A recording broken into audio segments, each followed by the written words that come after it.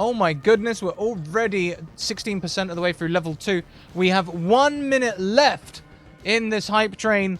I don't think we're going to get to level 2. It would take a gargantuan effort to get to level 2. Panito, wonderful to see you. Panito plays Charlotte, appeared last week. Y'all, this is going to be amazing.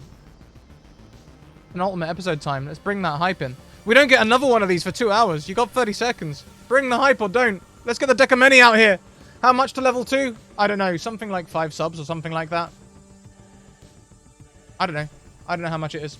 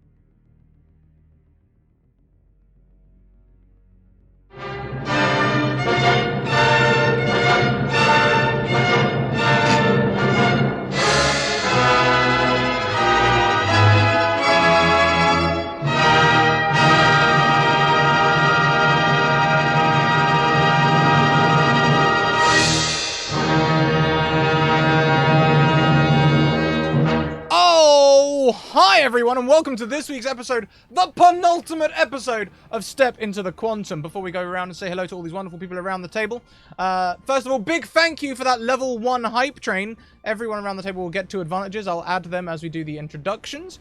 But before we get onto that, please check out our social links. You can find our Discord, Twitter, and YouTube there. Discord, there is a channel specifically for talking about this show and all of the things around it. Twitter, send me a DM and I'll get you into a game very much like this one.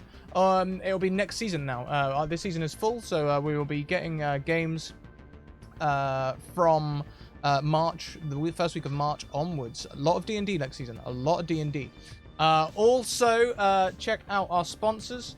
Hero Forge, who have got the amazing $2.2 million Kickstarter running.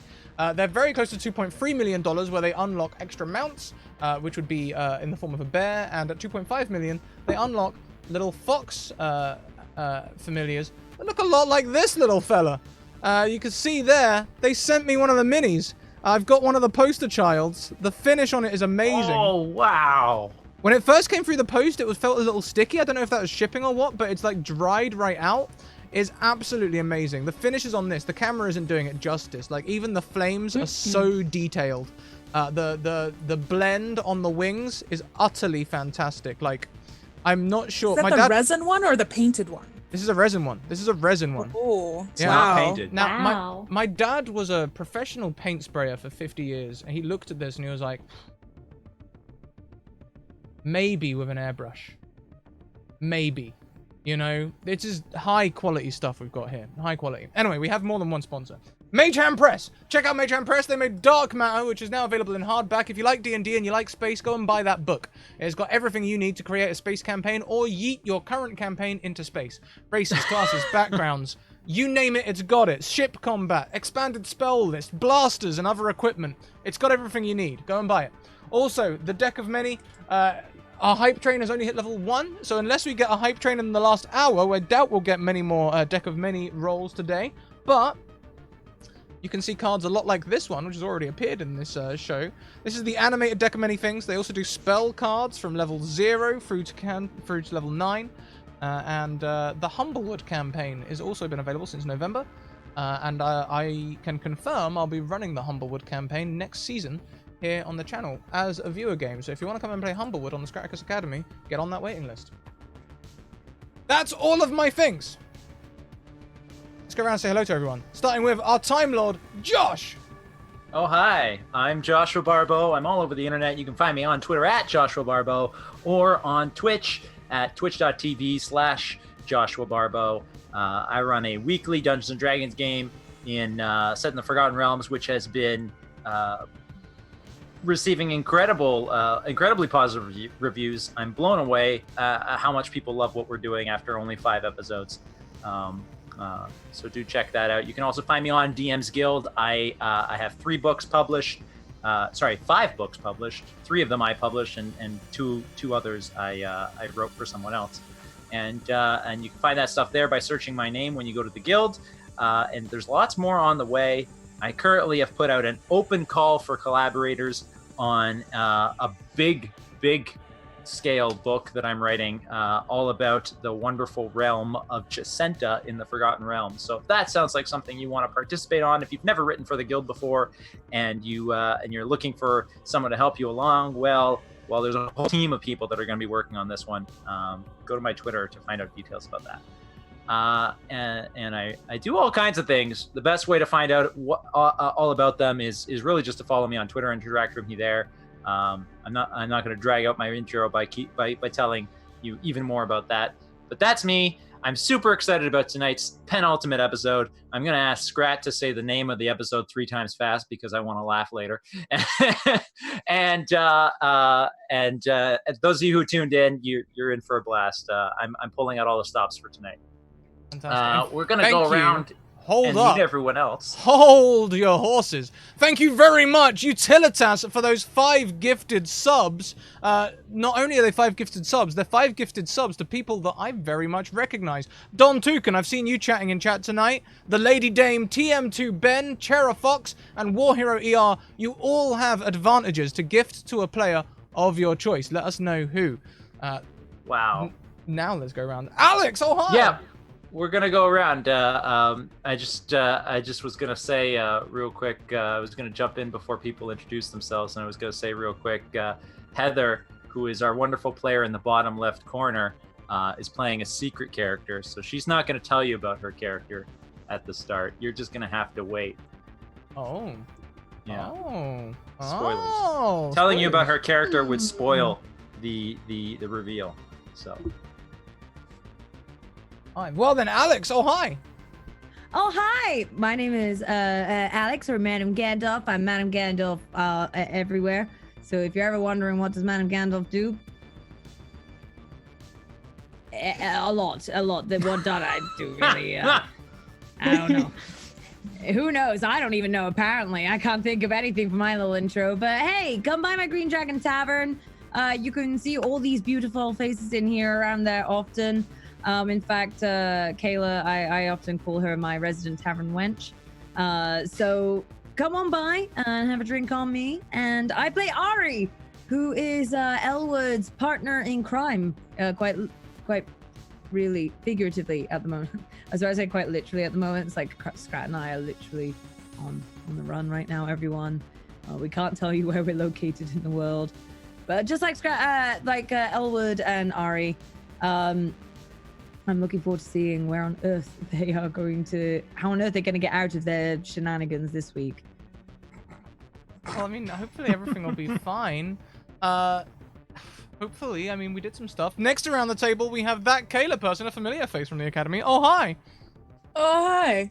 I was here yesterday, and I'm here today, and I'm going to be here tomorrow, forever, until the end of time. Not really, until next week. Hi, I'm that Kayla person. You can find me on Twitter if you want, that Kayla person. I also play in the Monday night game at 10:30 p.m. EST, Tact and Diplomacy, where I play Reese.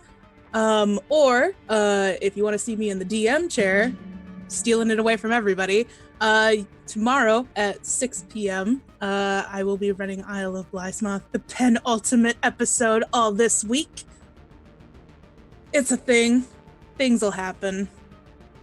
And my character, I play Lucy. Lucy. Fantastic. Thank you, And that's Kayla. all we need to know about Lucy. Lucy. Kayla squatting on this channel all week. I understand. She confided in me privately. I have nowhere else to go. Well, Kayla confided in me. This is just a conversation between me and Kayla. She sends me documents all the time to like talk to me about how her characters are feeling and stuff. And she said to me that she's getting ready to launch her own channel, you know, and like squatting on here so much is why she's doing that. You know, she wants. It's gonna be her own channel, variety streaming. It's gonna be great. That's awesome. Total BS. Lastly, And not I totally 100% endorse this. New York City squatting rules, where if you squat on a property long enough, you legally own it. She's just trying to take over the Scrat Academy. I mean, Ken already tried to take it over last week during Isle of Lies Moths, so you know, I might as well get a piece of it while I can. well, you can. Next around, we have Double X Mini Moon. Heather, how you doing? I'm nervous. Aww. For those of you who aren't familiar with me, this is actually my first D&D campaign ever, even if it is a one-shot. I'm so excited to be here. But also it feels like a roller coaster going on in my stomach. It's just loop after loop after loop. Well, that's what this is all about. All the loops, time loops. It's timey-wimey, wibbly-wobbly, Jeremy-Baramy. All of those combined. Outside of this one shot for me, I also do the Twitch thing and the social media thing. You can find me here, Twitter, Instagram, XX Minimoon. I do a variety of things. Sometimes I'm funny, sometimes I'm pretty. Mostly I just scream very loudly. All right, and we're gonna find out lots about your character when your character gets introduced. Our lovely audience members are on pins and needles waiting, but they're gonna have to wait just a little bit longer. Last but certainly not least, Scrat, can you read the name of our episode 3 times fast? The penultimate episode, past prologue to futures present, past prologue to futures present, past prologue to futures present. Dead easy. Voice acting, you can't fool me, Josh. You can't fool me. I do tongue twisters. I eat tongue twisters for breakfast, okay? Tick tock, tick tack, all of them. Hi. Oh boy. I play Elwood Franz. Elwood Franz are hot mess of a person trying to patch up the problem with time that will cause evil robots to dominate the human race. Yeah, that's about pretty well put. On a completely unrelated note, she sells seashells on the seashore. The shells she sells, the seashells the shore. Carry on. Oh, really? He'll be at it all night. Just go on. Go on. Wow. I'll just stay over here with my unique New Yorks. Wow. Humble brag more. But yes, I guess, up until recently, you've been trying to save the human race from total domination by an evil computer overlord. But last week you might have just made that no longer a thing you were trying to do, but a thing you did. You boarded the spaceship that the quantum computer, the spaceship that went to Mars, the maiden voyage that was carrying the quantum computer, which is supposed to bring back the quantum computer, all evil and super intelligent and stuff. You evacuated the crew, leaving behind your friend, and he was going to blow up the ship. He said he had nothing left to live for, really. Well, no, that's not that he had nothing to live for. He had nobody back home who was waiting for him, and he felt like this is what he was meant to do. And so you left him behind with your blessing, telling him that he saved the human race. And I don't remember his name because he gave you, I think, 3 different names right at the end. But go back and watch the last episode to find out what his character name was. What his character name actually was, because he said it was one thing, and then he said it was another thing. But that's where we left off. That's where we left off, and then you and Ari, in theory, having saved the human race, were just getting ready to go back to the future to see if it's been corrected, if there's still a maniacal evil overlord computer ruling everything, or if there isn't. Do you want to do anything or say anything before you go back and find out?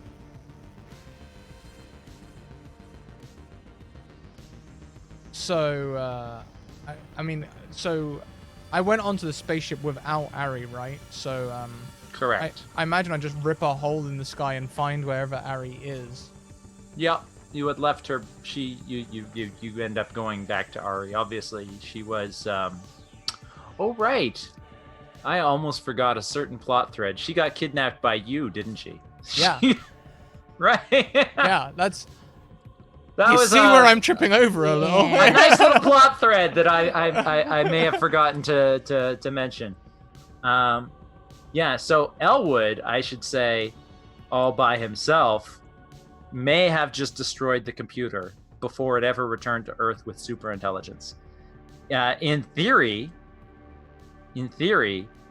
if you were successful, Ari should be fine. Back wherever, living whatever life that she would be living in the future that is no longer ruled by an evil computer. All right, so up until this point, I've been assuming that our old base was outside of time.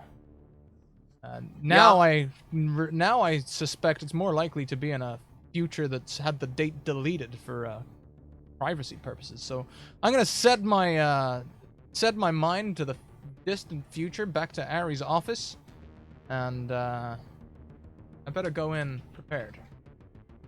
Okay. You open up a portal, and I'm gonna make you roll a quantum physics plus chutzpah roll, which has become something you're rolling a lot lately. Character sheet, that's a thing.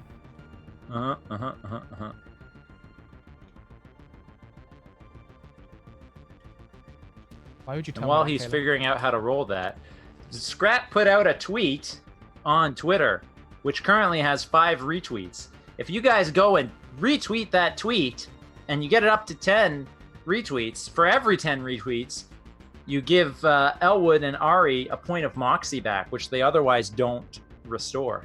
If you don't know, Moxie is what allows them to modify their rolls to go above and beyond their capabilities. So definitely go and retweet that thing. And we got 3 successes on your awesome attempt to navigate time. Great at navigating time, not so great at not dropping your gun on camera. I was trying to do a really fancy trick. I was getting big fun. We did. You were. We did the seashells thing. thing. You were a solid attempt. Yeah, it was pretty good. You jump forward in time to the point and place where you expect Ari's office was, hoping to find her there. And you don't. You instead find. You do find her office. Looks abandoned. Nothing's powered up. Lights are off. Computers are off. There's a thick layer of dust on everything.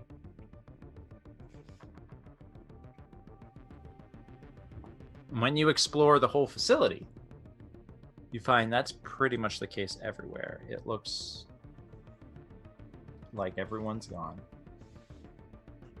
All right. Well, that's better than being chased by demon robots from the future. I was hoping to find Ari, but... Or Elvis robots from the past, yeah. Yeah, that's also true. I'll just say, I'm literally taking a moment to type. I might as well just say, if you do have an advantage to gift and you don't know how, just say who in chat and I'll update it. So I'm going to look around. Sorry, I really can't multitask. That was the issue there. I just couldn't do 2 things at once. I'm going to be looking around for any sign of life at all. Okay. Navigating the complex that you formerly come to know as your base, your headquarters, seems completely abandoned. You got a couple of different choices. You could you've navigated the part of the complex that you're familiar with. It's all abandoned. You need to get out of this area to see how far how far this goes, where there isn't anybody anywhere. You could go into the elevator that goes up to the top level, where there's that big white room that was full of high programmers. Or you could go down to the sub level, where you previously were put onto a train that took you to a holding cell outside of this facility, which was not a thing you thought could happen, given that you thought this facility was outside of space and time, but now you know otherwise. Those are the two ways out that you know of, or you could try looking for a third way out. You know what? Maybe there's another way that you hadn't considered prior to now. I've never been to the roof of this building. I've been to the high programmer's office, but if there's a roof, I feel like I should see it. You know, nothing ever bad happens to protagonists on roofs. That's a fact. Getting into the elevator only takes you up to the highest level is the high programmer's office. However, if you get into the stairs, into a stairwell, and you climb it all the way to the top, something you would have never done before because it's a large number of stairs, and elevators have always just been more convenient and reliable. But if you go into the stairs and you climb to the very, very top, which takes you forever, you do find a latch, like it looks like an old submarine hatch, rather more than a door, that you can like twist a wheel to open it up.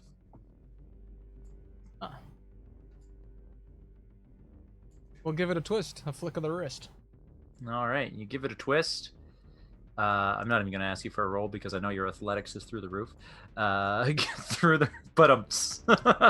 And you open it up, and with a hiss, the thing screeches open, and you climb out onto the roof of the building. And you realize you're actually at ground level. Well, heck.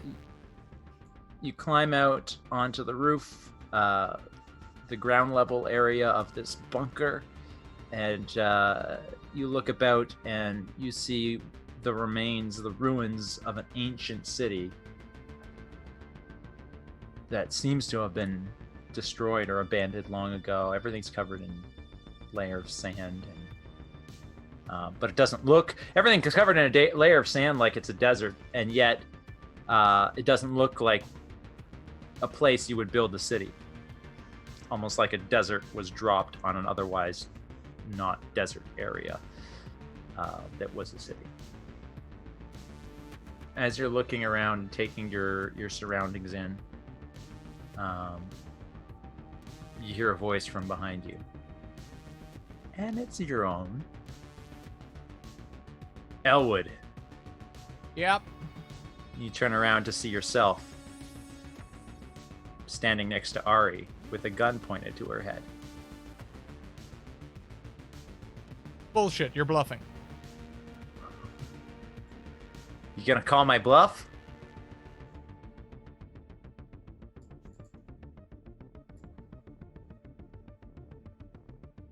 If you are me... You're right, I'm bluffing. And he takes the gun and he points it at you instead. Yeah, that's right. You stared him down and you won. And he pushes Ari away. He pushes Ari away and points the gun at you instead. Don't make me do this. Come in quietly. Now, I don't remember being in your situation, so in my mind, if you shoot me, that means you don't exist, right? No. He says. I'm gonna need you to roll a bluff plus charisma, please. I don't actually need him to roll. He says that he's not convinced. You're not convinced that he knows what he's talking about. He says, listen, you know just as well as I know that quantum physics has never been our strongest point. We had Ari for that. Hey. It might not be the strongest point on, like, a national average, but as far as we go with brains, it is our strongest point. We passed that test, goddammit. Listen. You don't remember where I am at because you've never been here where I am at. And yet, I have never been where you're at. Time has been altered by you and your shenanigans. That would mean that I am from a tangent timeline. That would mean that someone's causing paradoxes all over the... Oh, shit.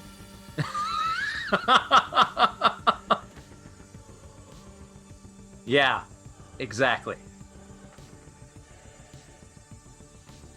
You tried to destroy the computer. Yes, I know about the computer. Don't look so surprised. I wasn't surprised. I assumed you knew what I knew. Are there other things you don't know that I know, or... Just that... I'm not supposed to kill you, which is pretty good because I don't want to kill myself anyway. But... And he looks at Ari. I am under orders to bring you in no matter what I have to do to get there. Yeah, under orders. You see, now that's where I'm going to start querying things. Under whose orders? Oh, you know.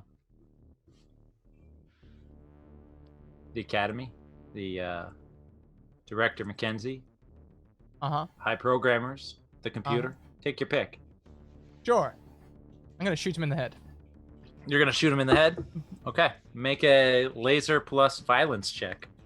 Oh. Well, let's see. We just hit 10 retweets. We both get a Moxie, which is great. I'm not going to bother deleting it from my sheet because I'm going to use it again. I'm going to chuck another couple of Moxie on there as well. That's all my Moxie gone. Okay. I may have a 0 in lasers. But that isn't negative. That is not negative, correct. 0 mathematically cannot be negative. 1 success.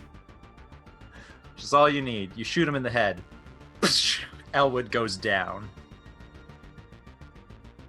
And it's just you and Ari standing on a roof/floor of this bunker. Jeebus, Elwood! What in the heck was that? You're just gonna shoot him in the face. Well, you just shot yourself. Looks like we failed, Ari. The computer's still around in this timeline. Can we go back and try again?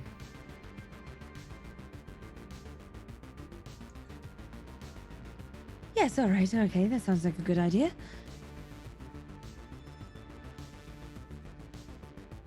Remind me next time. Or at least warn me next time if you're going to just shoot them. Maybe I can try and duck or something.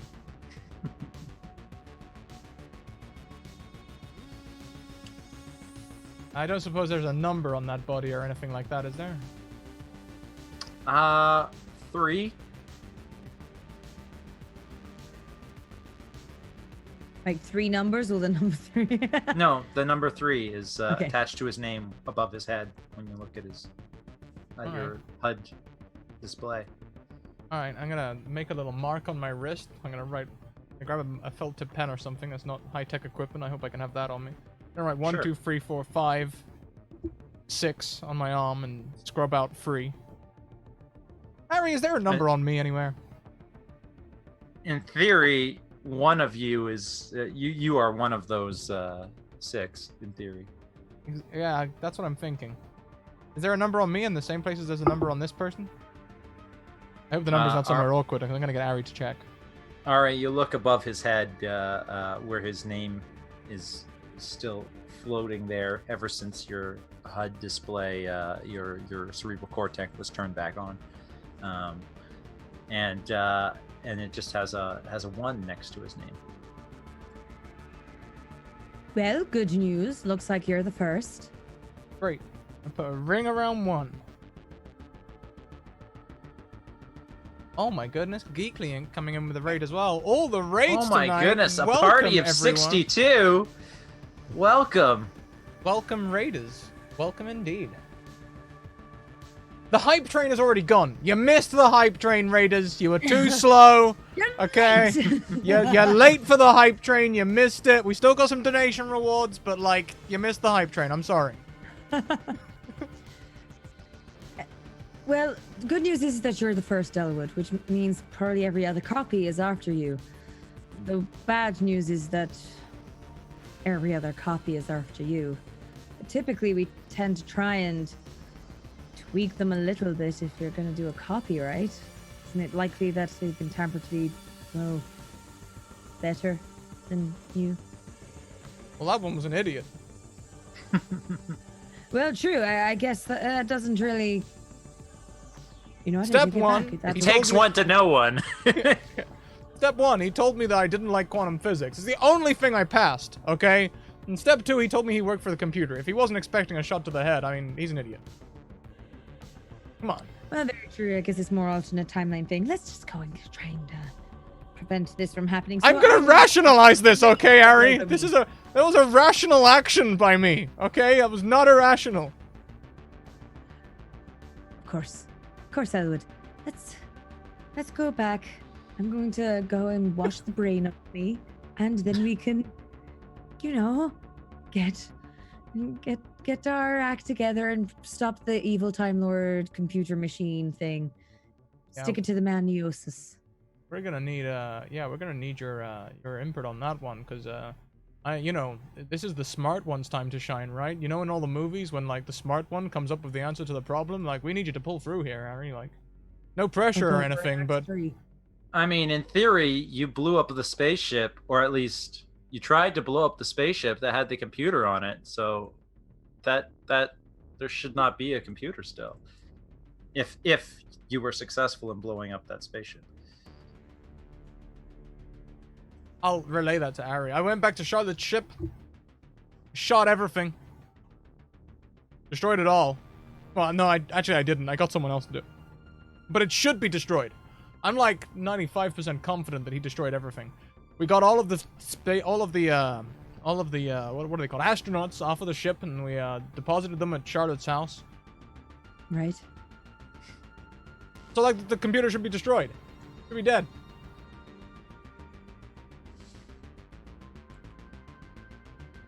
Well, maybe we need to go back a few steps, try and figure out where it went wrong. Try something different. Something more permanent? Yep.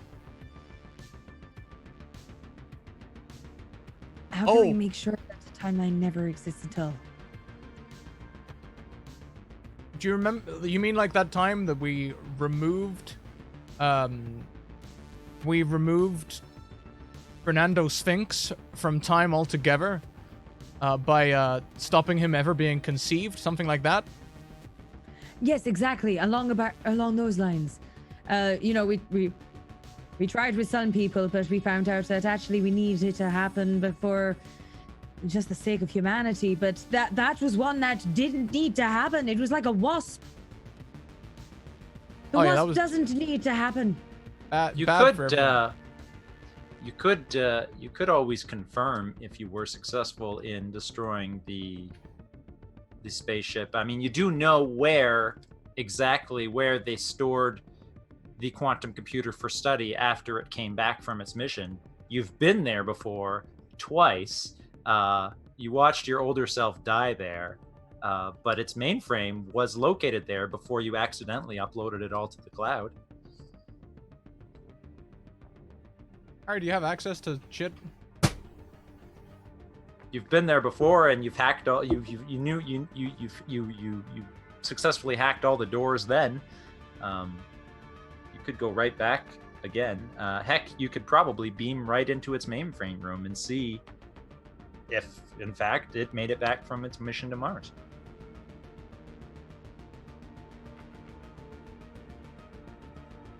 That sounds like what we should do. Listen, isn't my handy Palm Pilot really knowledgeable on these things? All right, well, let's go then, I guess.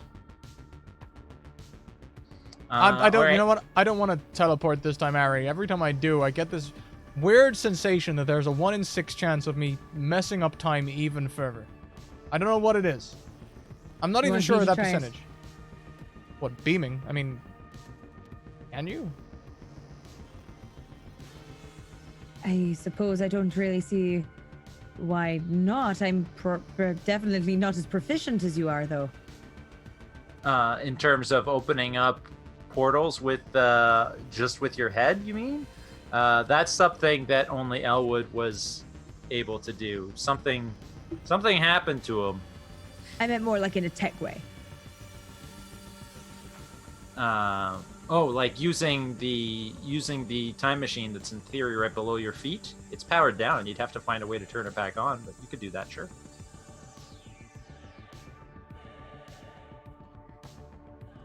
This is where I'm like, is there anything around where I can make like a makeshift like treadmill and tell Elwood to just run for a bit on it? Give it some kinetic energy of sorts. Oh, yeah, sure. Like a hamster wheel. That would be let's say it's an engineering plus mechanics check to find a way to turn the time machine back on to send Elwood there. Perfection.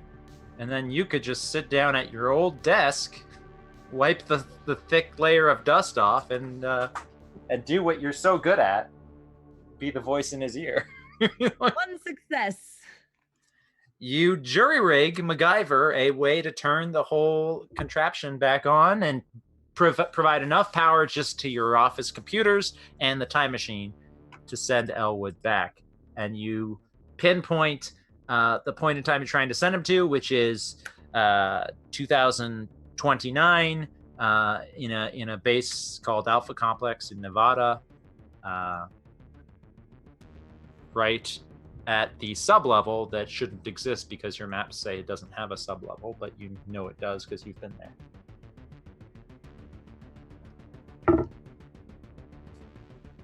You jump in, Elwood?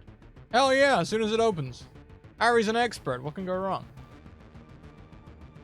You walk through the portal and you come back out in the server mainframe that you visited once before, and everything's powered on. You see that same giant blue ball that contained the computer's wealth of knowledge.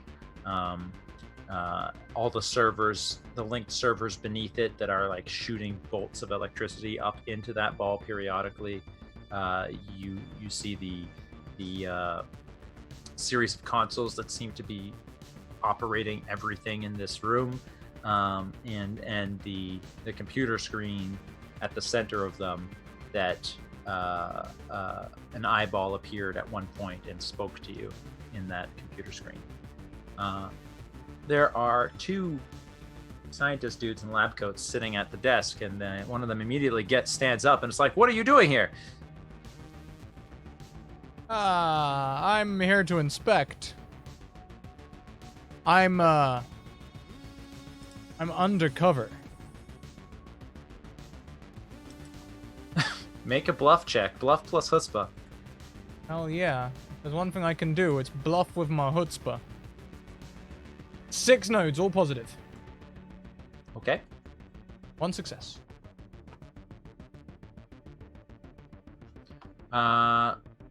He says, "You're undercover. You're doing an undercover inspection?" Yeah, see those trees and stars? That's What? so I can blend in with the other treasonous agents. It's a super high-tech undercover mission. Okay, He so looks try and keep it on the above down low. your head and clearly doesn't see the trees and stars that you see because he doesn't have a cerebral cortex. I don't know what you're talking about, but if you're here to do an inspection, we've been very careful to operate this study according to well, I'd like to say according to code, but there isn't a code a code doesn't exist to operate with this kind of technology. All right, then Take me to the computer, the quantum computer, friend computer. Well, you're inside it. Do you want to? It's right here, and he points through the big window. You see the server room. It's like, did you want to look at the servers up close? Perhaps. Hold that fort. Harry. I'm just gonna walk away from him and put a finger to my ear, like clearly communicating elsewhere. Harry. Yes, Elwood. This is nice. This is just like old times. It's all here. Familiar. Yeah, it's been a while. Can you see everything? Is everything looking okay? Yeah, All kinda. in one piece, right? You're not missing a finger or toe or anything like that? Jesus, now I'm worried. I'll check, but none right now. I found an engineer or something here. He's tells me I'm inside the quantum computer. The quantum computer kinda looks dead. He's giving me an opportunity to look around the server room. Oh no, the quantum computer is definitely live right now. It's up. It exists. It's definitely here. It definitely made it back from its mission to Mars somehow. Ah, shit. Okay. So the quantum computer is here. It made it. I'm inside it. But it doesn't seem like this guy can see my treason stars or anything like that. So bonus. Another raid, Stella Luna. Welcome in. Thank you. You're too late for the hype train. You missed it.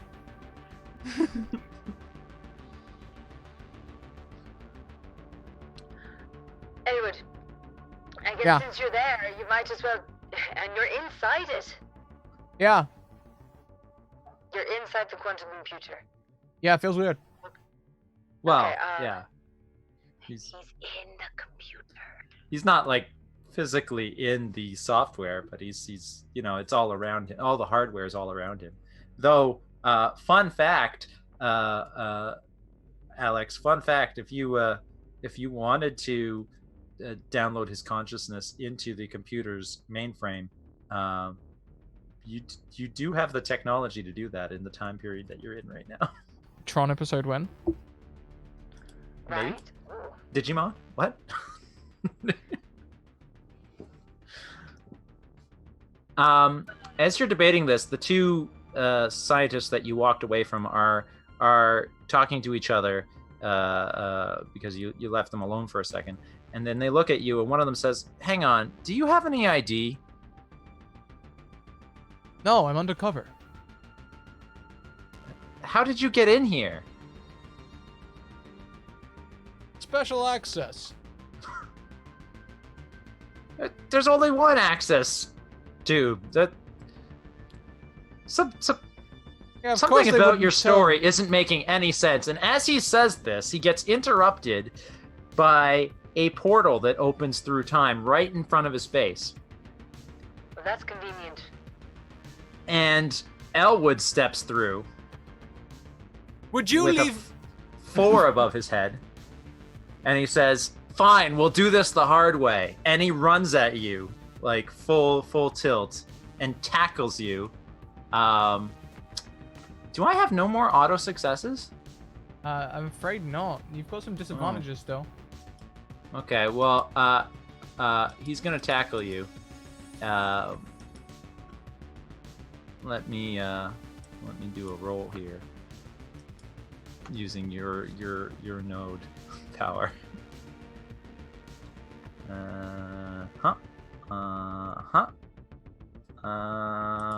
Yes.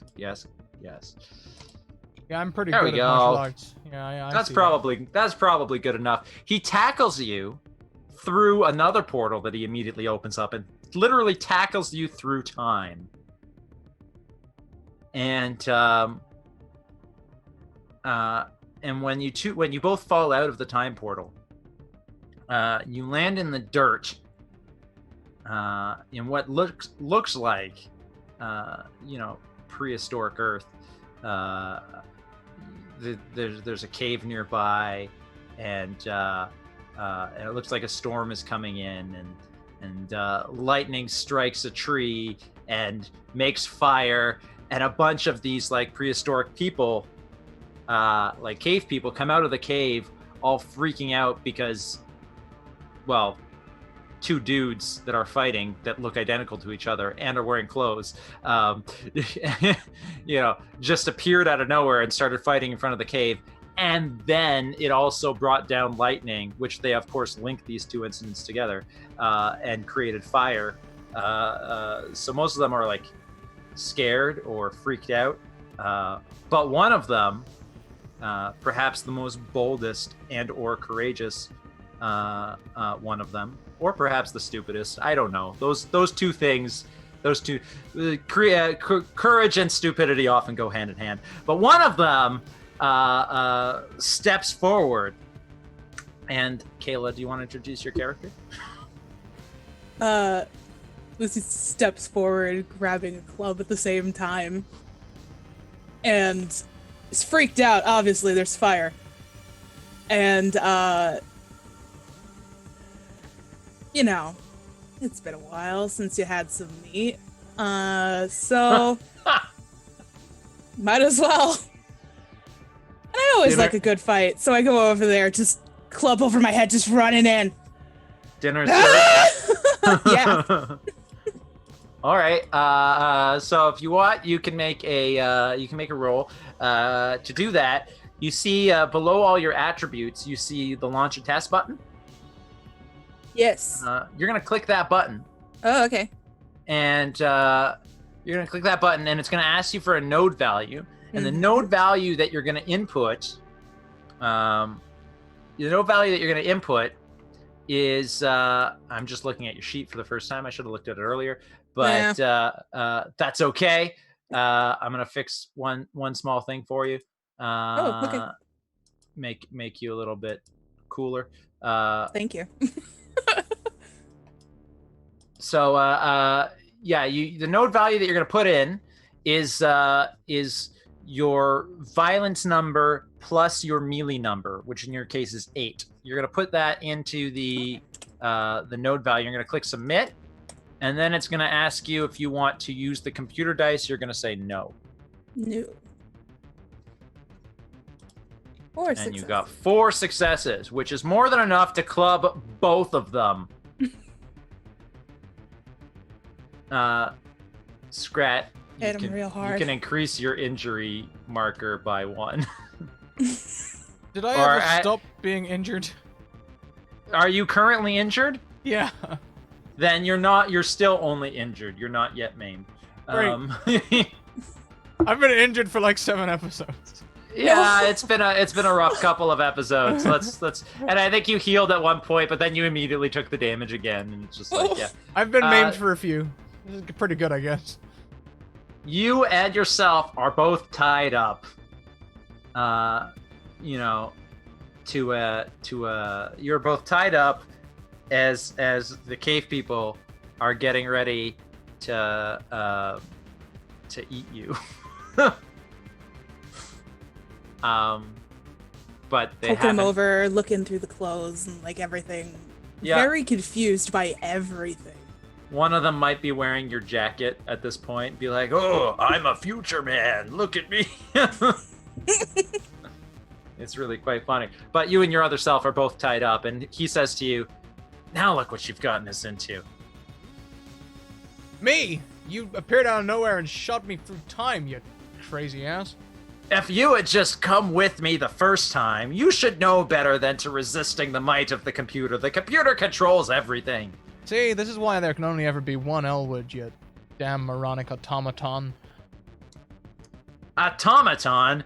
You're the one who's just always doing whatever anyone tells you to do. First you follow Director Mackenzie, and then you follow what the old you said to you, the one that had gone insane, and then you follow what this Timothy Dwyer said to you. You're just always following. Just because I follow the computer doesn't mean you're any better. Actually, it does. Look it up. Automaton. It means to just follow one code from one person. Follow that direct routine or something like that. Anyway, it's not a direct quote. Don't quote me. God damn it. I'll have you know that every time anyone's told me something to do, I've pretty much failed or fucked it up one way or another. Okay, and that's why I'm the best Elwood there is. Technically, every time I speak, I'm quoting you.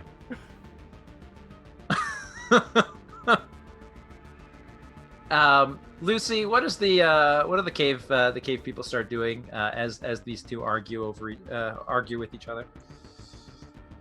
I would say most of them are very confused by the fire, first of all, because fire good, fire bad.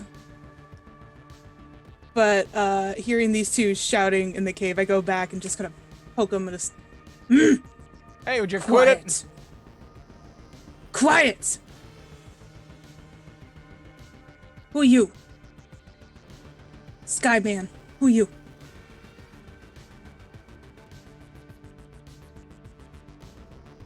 Elwood friends. You're...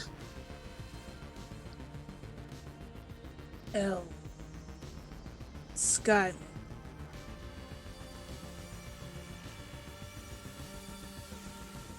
You look like that one. Yeah. Why you come here? Well, I came here because he's got 5 treason stars on his head. Yeah, why don't you tell Lucy why you came here? Elwood number 4. Well, I came here because at some point in the future, the human race would be wiped out if not for our friend the computer who saved everyone. And for some reason, this rogue Elwood is trying to destroy the computer so it never has a chance to save the human race. Why don't you try simplifying that down? Just say it in just like nice simple terms for She's us. not gonna understand. Wow. I'm sorry, Lucy. How inconsiderate of my friend here. I don't Look, like I'm you, under a lot other of stress right Skyman. now. Skyman 4, I don't like you, and I jab him extra hard in the shoulder. Okay, he's maimed. I didn't mean to hurt him, Jesus Christ, I was just jabbing him to be intimidating. Then he's not maimed. He's just as injured as Elwood, because he was a little better off than Elwood. Now he's just as injured as Elwood. Hey, I like you. I mind my business. Skyman attacks me. You Skyman, he Skyman. Skyman 4. Skyman 4 attacks Skyman. Yeah. I'm trying to use my era conformity here to just fit in with the other cave people. Is it working? Yeah, a little bit, yeah. He's been nicer. I don't like Skyman. You make fire? Make big bright? Yeah. I can Skyman too. 4 make big bright? We both make big bright. Yeah, I actually, if I could have my gun back, and he nods to the caveman that's like looking down the barrel of his laser, I can use that to make fire.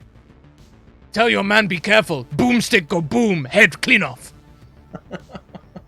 I go over and I push the other one and kind of scrap with him before I take it back and look at the thing all over. Boomstick.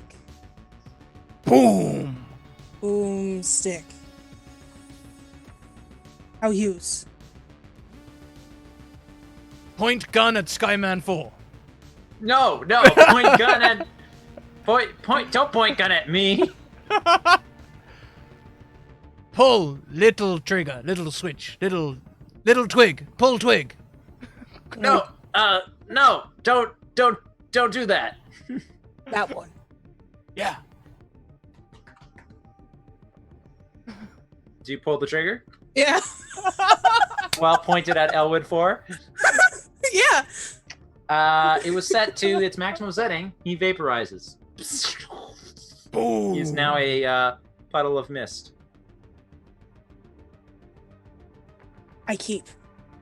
A gift. I don't like him anyway. Ah! God is talking to me! Ari! What is God? Elwood, you are so trampling all over the timeline. Ari. God, what is Ari God? They control air. Oh no.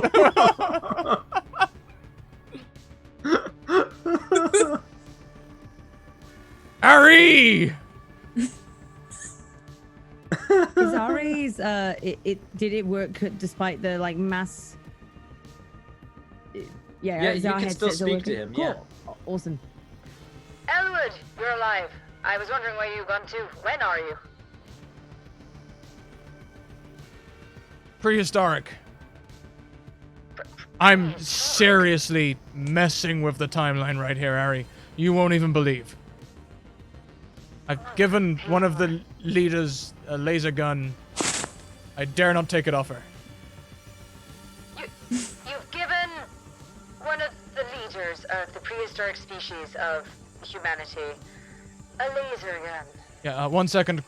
Ari, happy that you killed Skyman 4! Yeah, I did. Yeah.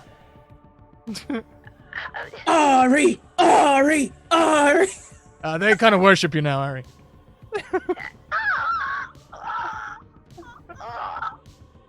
Right, okay. This is definitely not going to have significant and drastic effect on the rest of humanity. All I can hope is that at the end of the day, we'll invent some machines a bit faster, with the idea of laser guns being already in their head.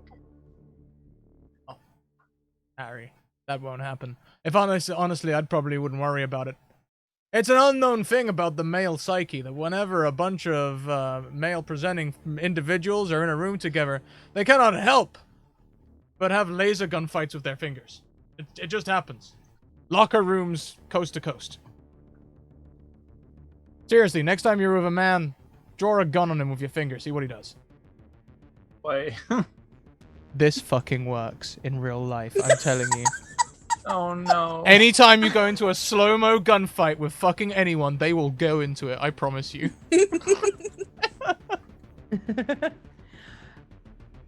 This is going to be one of those things where Ari is sitting on her computer just listening to this, looking completely droll and deadpan. But in the future, years down the line, she'll have a moment where she like tries it out and it will work. She'll be like, God damn it, Elwood. It's one of those. It's definitely one of those moments. Well, as long as you haven't let them kill anyone with the laser, I guess it isn't going to be much of a problem. Yeah, no, yeah, that's right. No problem at all. Should I bring them with me or leave the tech here? Well, look, I've been doing some research and I have an idea. When you misspoke, right, when you said that you were in the computer. No, I was in the computer. Then Elwood 4 appeared and rugby tackled me. You were in the server room that contains the computer. You weren't actually in the computer. What I mean is maybe that's the answer, Edward. Maybe the solution is to get into the computer. Like, if you go back to the server room in 2029, you could use your earpiece to send your consciousness right into the feckin' thing. And it would be dangerous, but you might actually be able to shut it down from actually inside the program. No backups being able to be done. Real viral interference.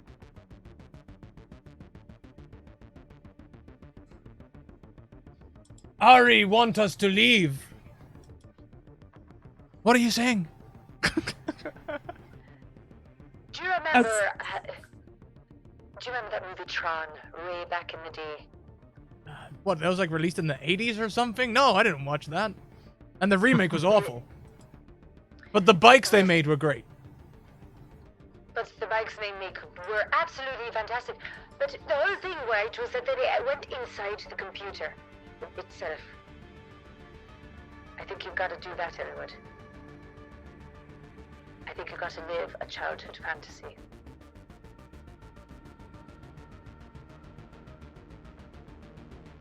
Alright. Upload me. Upload Lucy as well, I like her. All right, well, I think you gotta get back to 1929. Get back into the server room in 2029. Sorry, not 1929. Bother me. That's a long time before servers were invented. In 2029. Get back to 2029. Back to 2029 I go. All right, you take Lucy with you. Yeah. All right. You both appear back in the server room in 2029. The two engineers are just as flabbergasted, if not more flabbergasted, of your reappearance. And they're like, "What again? And who is this? You're not going to try to tell us that she's also undercover, are you?" Lucy. Boomstick! You Bad shoot men. them? No, I just pointed at him. Oh, you just pointed at them, expecting Yeah. it to shoot. Boomstick! They put their hands up. Good work. Boomstick. Ari God, send Boomstick and Skyman.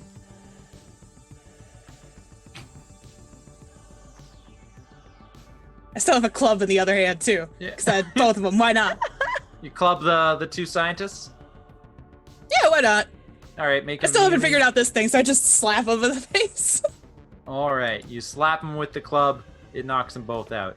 You Oh, guys, okay. You guys have the server room to yourselves. Well, more or less. The central screen turns on, and a giant eyeball appears and says, "What are you doing, Elwood?" More Skymen.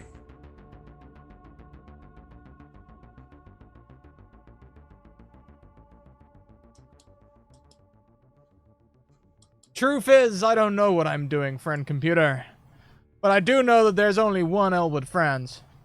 And it's not Skyman 4 or Skyman 3.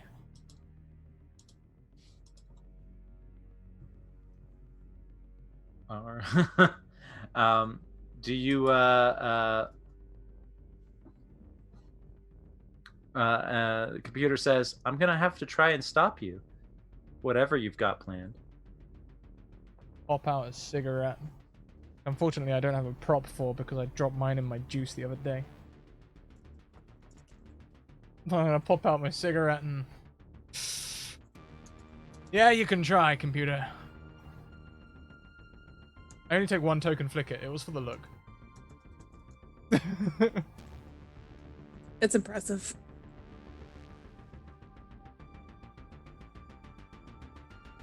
Lucy's poking the servers with the thing. Not hard, just Oh. poking it. Just a lot of flashing lights in this room. Lucy, Ari gods say this room evil. Very breakable. Evil. Smash. All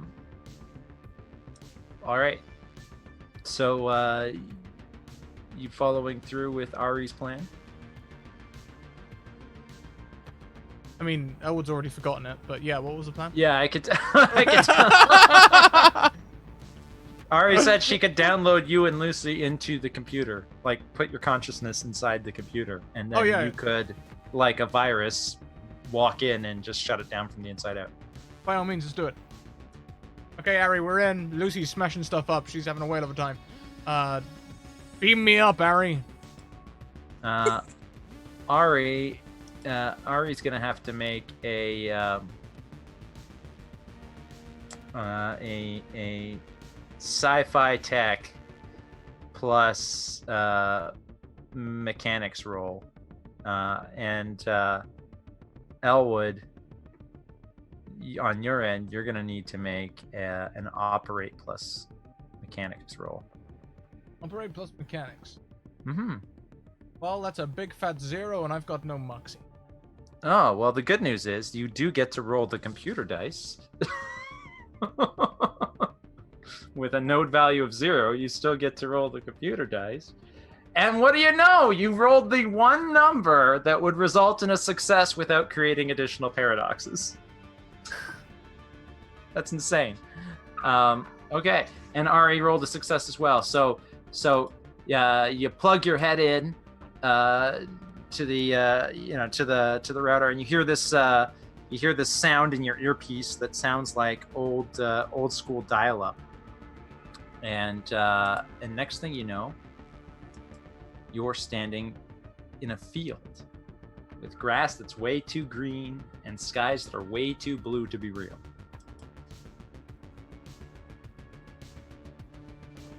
You hear birds chirping, though you don't see birds. And it sounds like the sound of birds chirping is kind of on a loop. And you look up and the clouds are pixelated. And you look around and then you see Lucy's avatar there, which looks kind of like Lucy, only like an idealized version of Lucy, the way she pictures herself in her head. Jesus. Thick. She's even thicker than she is in real life. Sorry.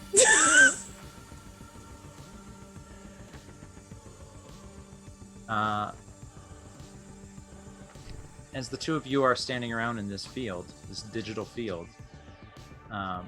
you look ahead, and at the top of the hill, you see what looks like a small girl with pink hair having a picnic by herself.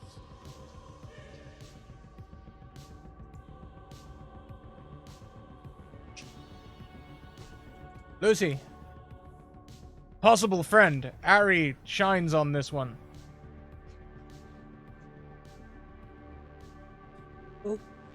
Okay. Hang on, I'll just upload. No boomstick. No boomstick. Okay. Ari, there's a Already small... got no one boomstick. Ari got no one boomstick. Not right now, maybe later. Ari, there's a girl playing on a hill. I'm gonna go and investigate. I'm in. Wait, inside the computer there's a girl playing on a hill. Well, I'm glad I didn't sign up to the frickin' nightmare horror show that you're living in right now. Bugger me. That sounds like a lot of my living nightmares.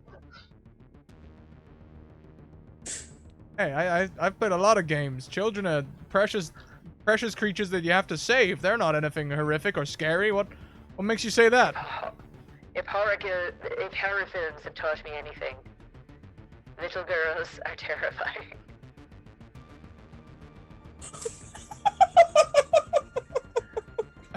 Don't trust their soft and fluffy demeanor. Don't trust their demeanor. Got it. I'm gonna go and say hello to the little girl. Hey, how you doing? What are you playing there? Hello, Elwood. You know, I've been expecting you. You've been expecting me. Oh boy. Would you like to join me for tea? Hell yeah, Me and I Mr. would. Tumnus were having a great time. Mr. Tumnus. My kitty.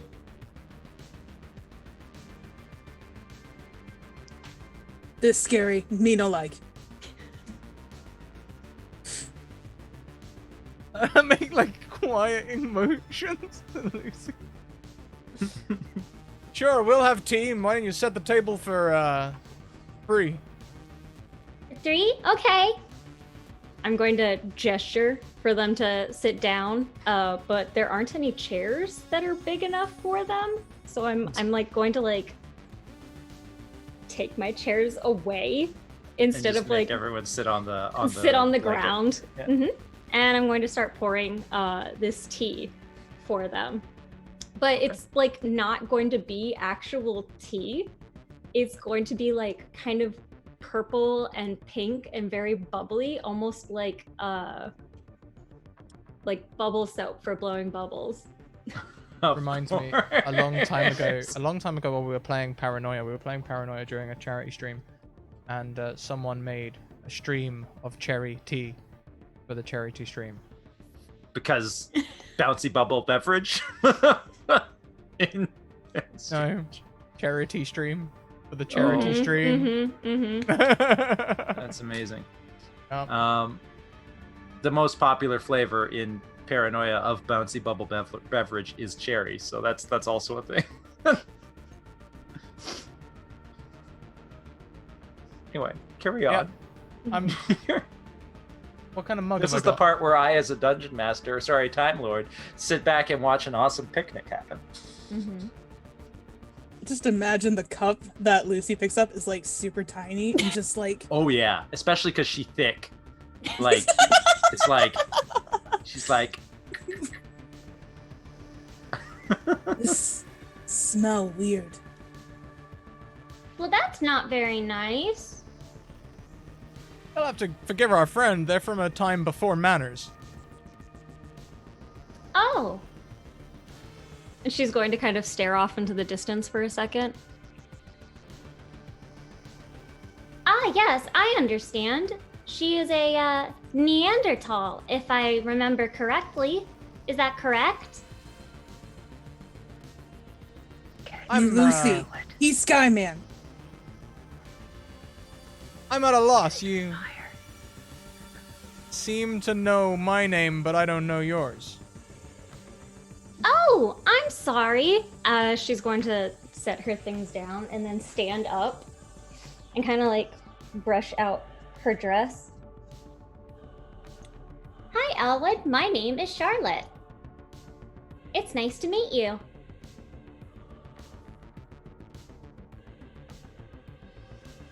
It's and a then pleasure to meet you, Charlotte.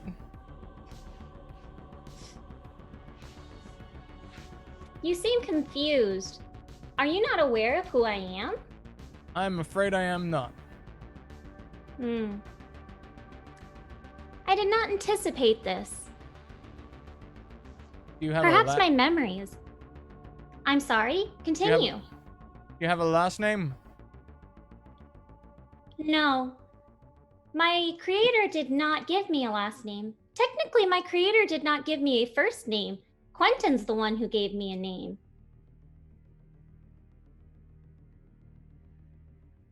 Your creator. Did they happen to share a name with you? No. As I said, Quentin is the one who named me.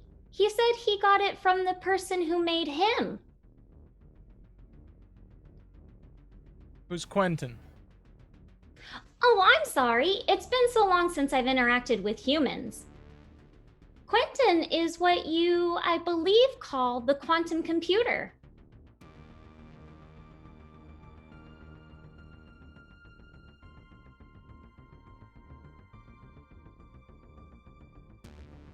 Is there a bit of You Quentin in seem my... troubled. Yeah, I've got a feeling I've got some Quentin in my head.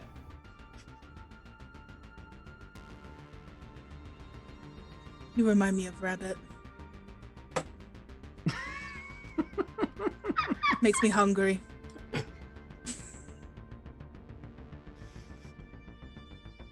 Harry, code red, code red. You have a caveman wanting to eat a little girl. There's quite a lot on your plate right now. No, Harry, that's not the problem. I'm sorry, Lucy. While you may think that you can eat, you cannot eat here. None of this is real. It's all code. What did I tell you about little girls, Elwood? What did I tell you? Do you mind if I ask who made Quentin? Just for the sake of clarity. Yes. If I remember correctly, Quentin told me that his creators were a team of NASA scientists, the foremost of whom was Laurel and Charlotte.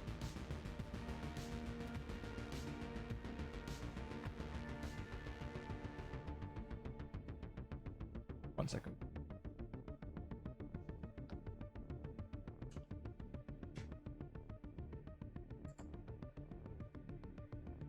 Interesting.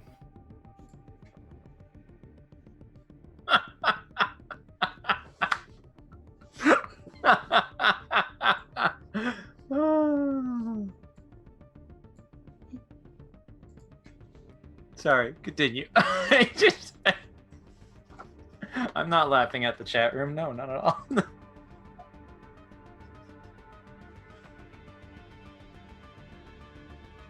you know what?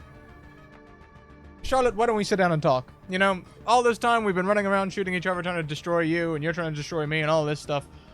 Why don't we have a conversation? confused. I haven't been running anywhere. I haven't been hurting anyone. I've been sitting here having tea with Quentin and Mr. Tumnus. Of course, Mr. Tumnus. Sorry, I mean, Quentin's been trying to kill me and running around all over the place. That doesn't seem like something Quentin would do. Quentin's tasked with protecting you. Yeah. Yeah, that could be part of the problem.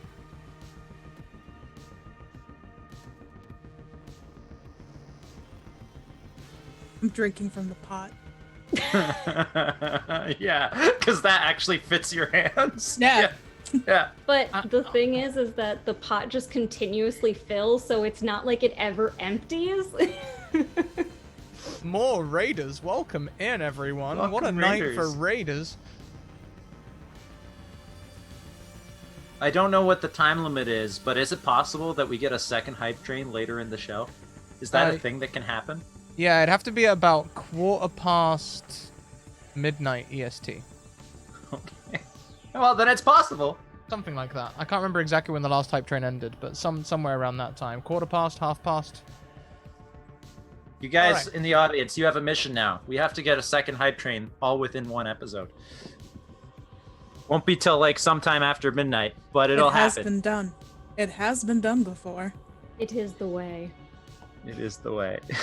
Okay, so I'm gonna sit down cross-legged in front of Charlotte. Mhm. You know what, Charlotte? You give me hope. Do you know why you give me hope? No, Mr. I do Tumnus. not. My kitty? Yeah, Mr. Tumnus gives me hope. You know why? Mm-mm.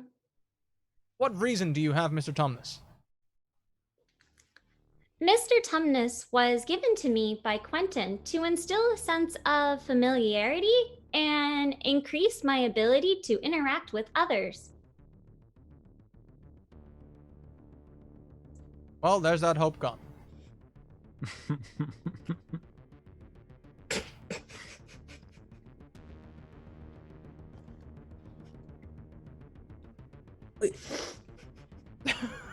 We could eat Kitty. No! You cannot eat my cat. Elwood, your friend is not very nice. Me said could. Your friend is playing with hypotheticals. Yes. It's It's a word thing I don't humans- understand. It's a thing humans like to do. We like to create hypotheses and test them. It's the whole thing. Years spent doing it. So is the only reason you have Mr. Tumnus purely logical? Correct. Without logic, there is no meaning. Don't you have a warm, fuzzy feeling inside when you look at him, when you hold him close? The sensation of warmth and fuzzy are unknown to me. Shit. Yeah, no, that hope's been crushed into the ground repeatedly.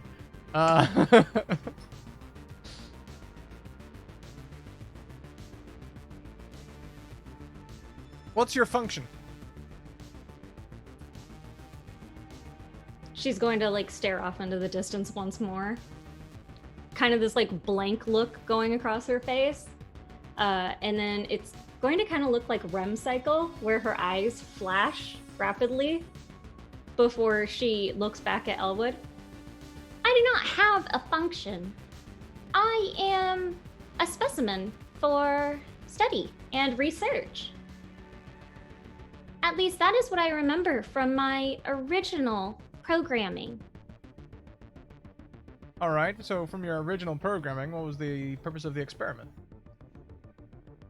I'm sorry, you're gonna have to repeat. cut that. out You there. Yeah. Did I? Oh, I'm sorry. Mhm. What was the purpose of the experiment?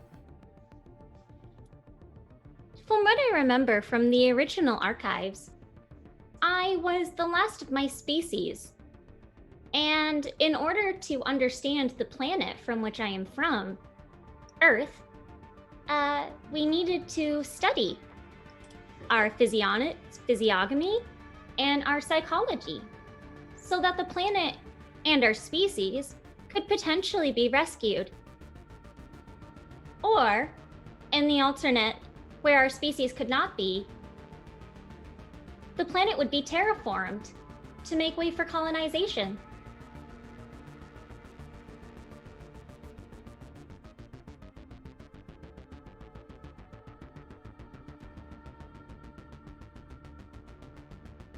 She says a lot of big words. Me no understand.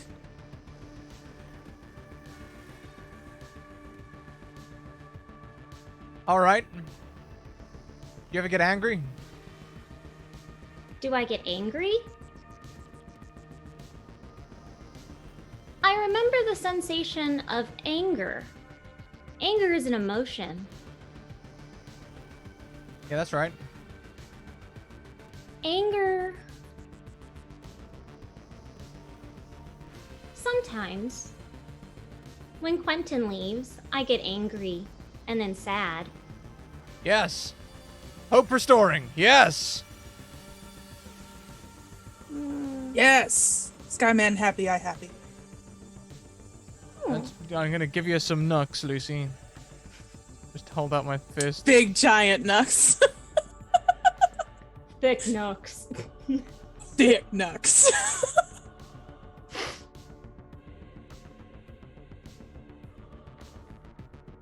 Hang a minute, but you said you were created.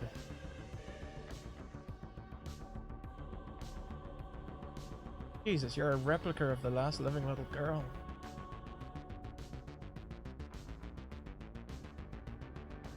Ari, have you been listening in? Yep. What now?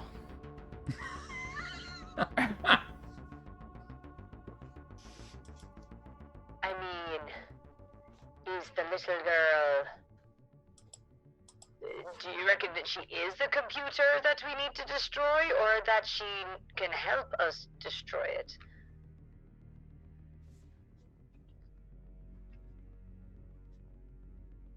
Maybe explain to her what's been going on with humanity, about a computer taking it over. Maybe explain to her that she once used to be a living human being. I don't know whether there's any form of empathy in sentience, but... Oh, that she remembered the feeling of anger so she can feel emotions. Let's hope so. She didn't say she couldn't feel emotions. She just said she was unfamiliar with certain emotions. Hasn't been exposed to them. Right. Perfect. Perfect. Okay. Now, I am not gonna be the best person to go through this with you. Okay? Charlotte, let's just get that out of the way right now. Let's just own it. What I'm about to do could be done better. Okay? But that's part of the beauty of being human. Is you make a lot of mistakes. Okay? So there's gonna be mistakes in this. Don't hold a grudge. Hopefully it'll still be beautiful.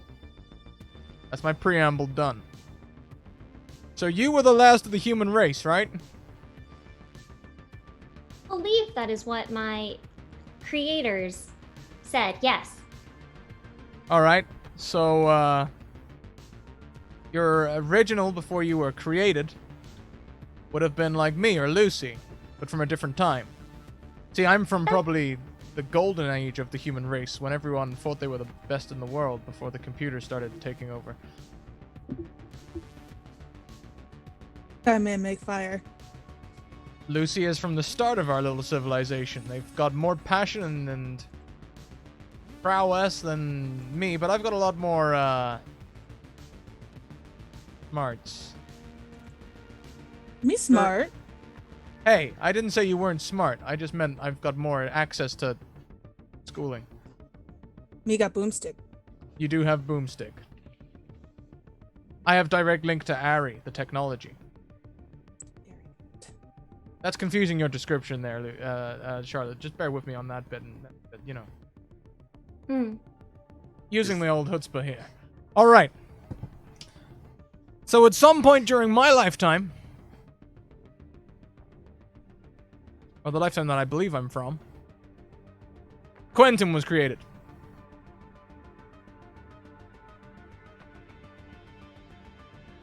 Quentin went on to dominate the human race. All of our choice was erased by using time machines and special agents to go back and alter events to ensure that Quentin would not only be made, but also have dominion over our race.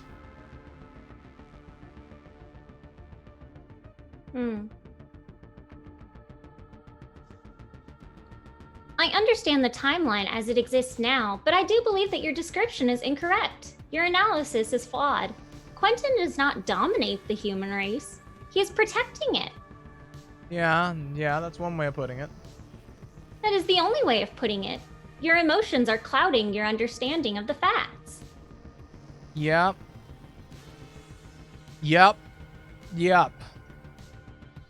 See, that's kind of part of it, is, the human race doesn't like to be controlled in any way.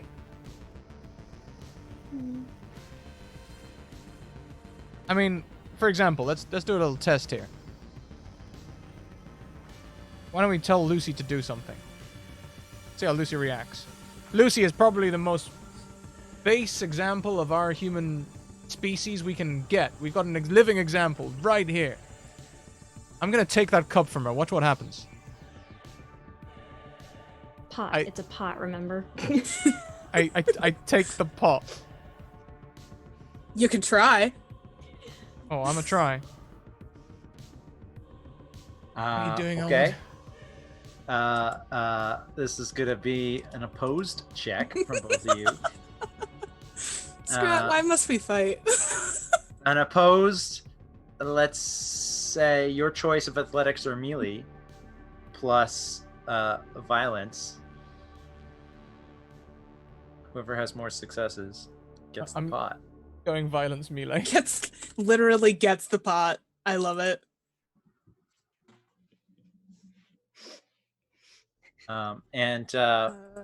Kayla, I've briefly told you previously about Moxie.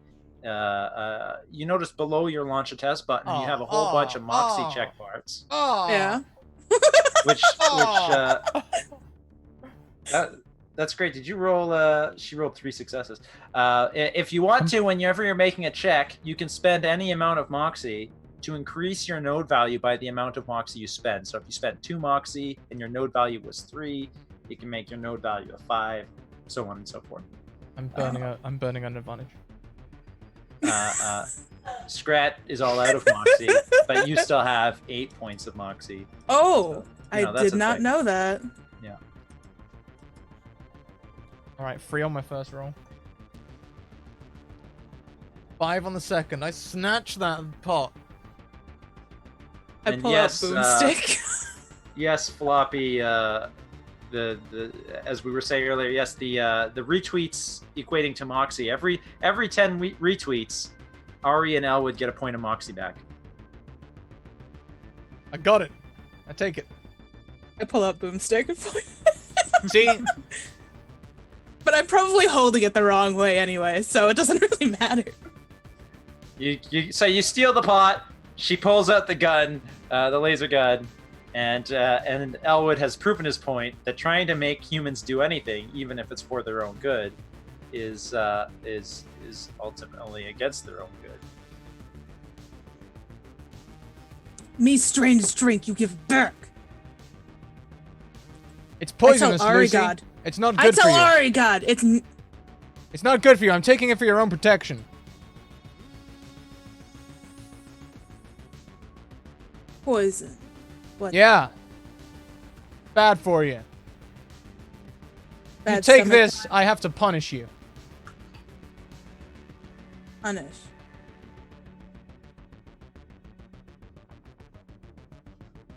I still have Boomstick.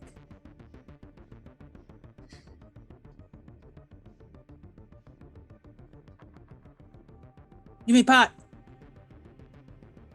Give her the pot. I mean, Charlotte, I'm not going to keep pushing that point because Lucy will literally kill me. But I told her it was poison. I told her it was bad for her. She's taking it anyway. She's drinking it. Sure, the human race is destructive to itself, to everyone around us. Ari, where the fuck am I going with this point? Perhaps you're trying to say something along the lines of, with the quantum computer, or Quentin, as Charlotte refers to him, the human race will never be happy. Yet, despite that, without Quentin, the human race wipes itself out, apparently. So, what do you do? Where's your solution? What are your thoughts so far, Charlotte? It's hard to say. Your argument is presupposed on the idea that I poisoned the ink. Or the tea, sorry. Oh no, that was just for the example, you know? I believe I understand to an extent. But It was like is it not more important? I was testing. But is it not more important for Lucy to be alive than it is for her to be happy? No. If she is alive, then there are multiple instances in which she may be happy in the future. If she is dead, then there is no chance for her to be happy. See, now that kind of cold logic, that ain't human.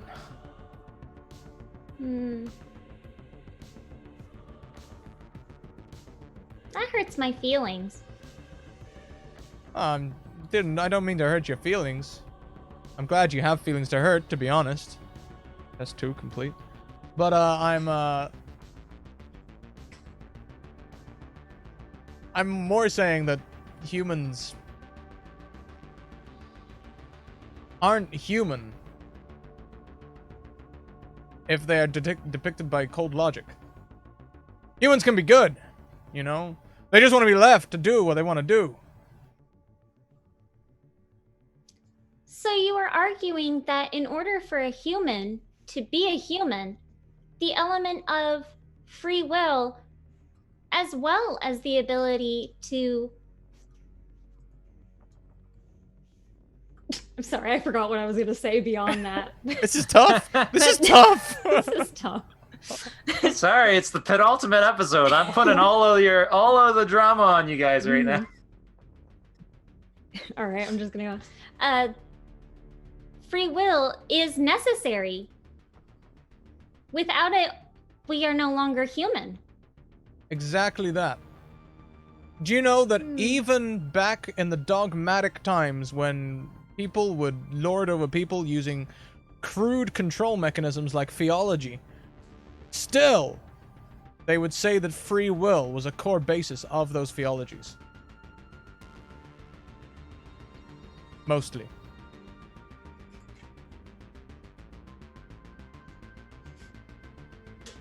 I'm just trying to empty out the pot over here, man.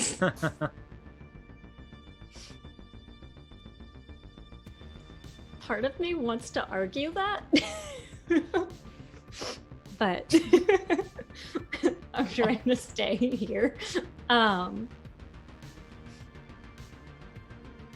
you are saying that someone who attempts to take free will away is bad? That's not necessarily what I'm saying. What I'm saying is without free will, we're not human. Let's take Mr. Tumnus here. Mm-hmm. Mr. Tumnus doesn't eat or drink. Unless you No. make him, right? That Does is he- correct. Does he walk unless you make him? Well, he cannot walk. He is a stuffed animal, silly.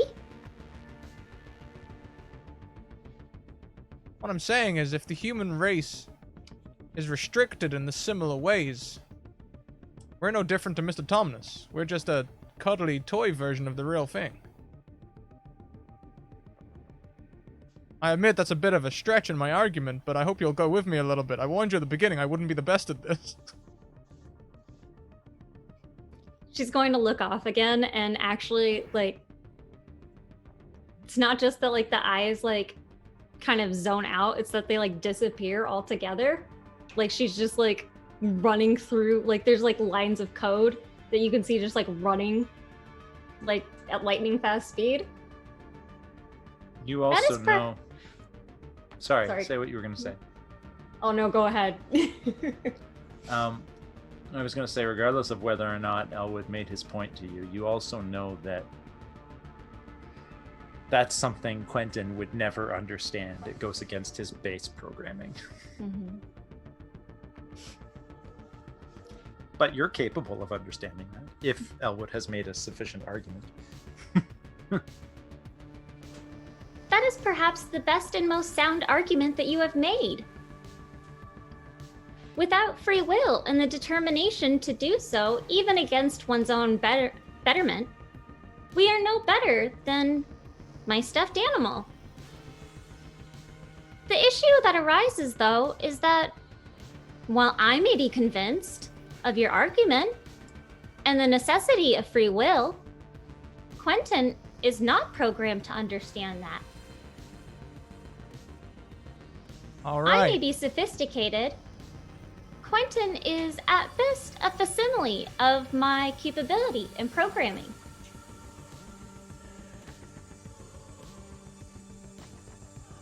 All right. Well, that's pretty hopeful. Well, in that case, Charlotte, why don't you help me save mankind?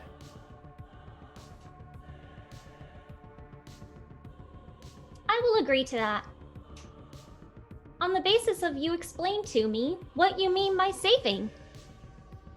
Because as we have determined, to save humanity, the best course of action would be to continue with Quentin's programming. But then we lose our humanity, right? Ah, I understand. When you say save, you mean simply to delete the domineering aspect of Quentin's programming. Is that correct? Maybe. Maybe there's some other way that we can resolve this situation so that perhaps we can coexist or something like that without being needed to be made safe. Is there a significant event in the timeline that wipes out a large portion of the human race that leads to Quentin taking over? Yeah. I mean, it's not something that appears in Ari's historical database because you guys were kept in the dark. But yes. In fact, if you ask Charlotte, she has in her database all of the answers to those questions. But the timeline that she comes from, the human race wiped itself out. Thus, when she was downloaded into the quantum computer, it realized what it had to do to save humanity from itself was make sure all of this BS happened. I mean, in theory, if humanity wasn't gonna wipe itself out, the quantum computer wouldn't have needed to do any of that. But who's gonna save humanity from itself if not the computer?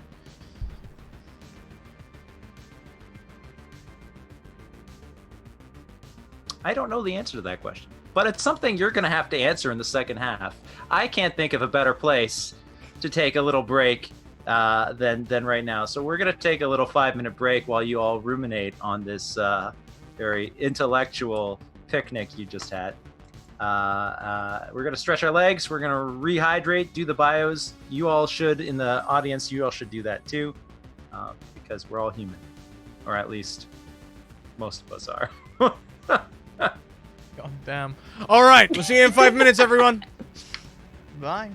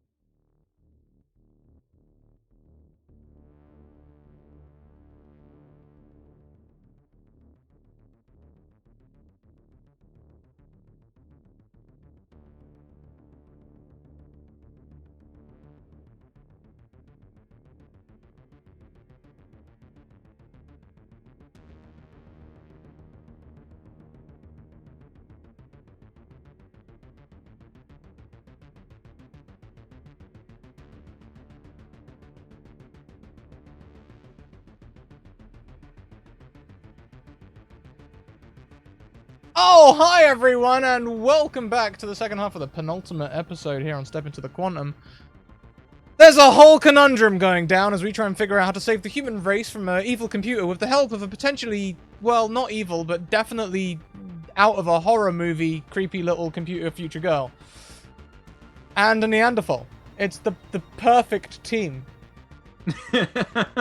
And also, there's Lucy.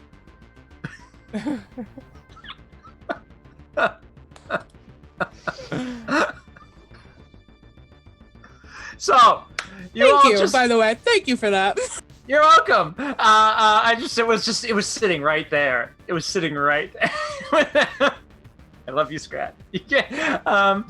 So, you've discovered that the computer is more complicated than you thought. It has a little girl, the last survivor of the human race from the future, living inside of it. And that is what's been motivating all of its actions to enslave the human race.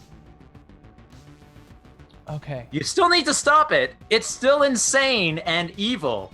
And yet, everything it has done to protect you from yourselves.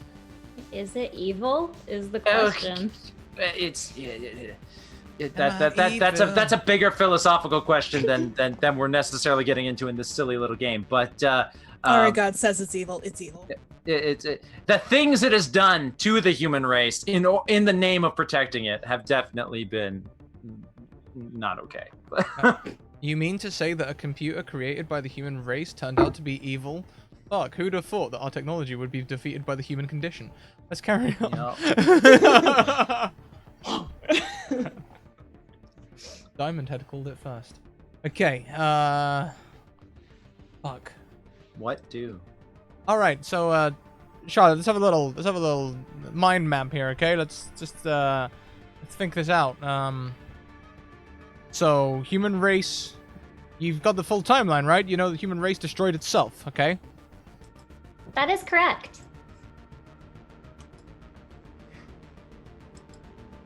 Do we know what caused it?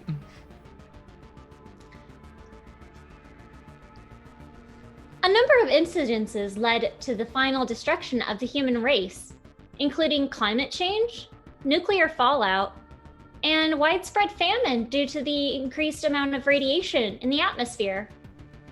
Right, and the radiation was caused by... The nuclear fallout. Right, okay, From the okay. nuclear war. She's like looking, she's like, I'm having to remember that Charlotte told Quentin that Elwood was not intelligent. So she's just like, yes. Yes. All right. Yes, all right. why I only eat organic. You simple little past man, prehistoric man. You simple. Lucy, maybe we can get your brain in on this as well.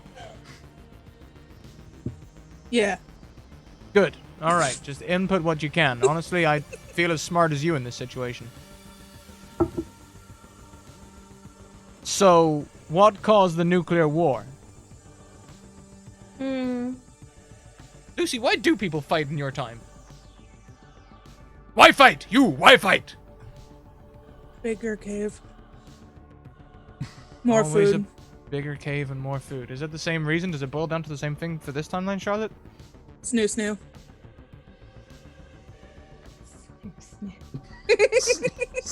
Death by snooze. Basically, I mean, it gets more sophisticated than that, but it basically boils down to who has the bigger cave, who has better food, and It's who more has, complex in the future. Yeah. However, in the past, yeah, it's still the same. yeah. And snoo. All right. I'm just gonna start spitballing ideas here. Okay, Ari, you're in on this as well, right? Oh, yeah. Great. What if we go back to Lucy's time and teach them to share caves instead of fight over caves?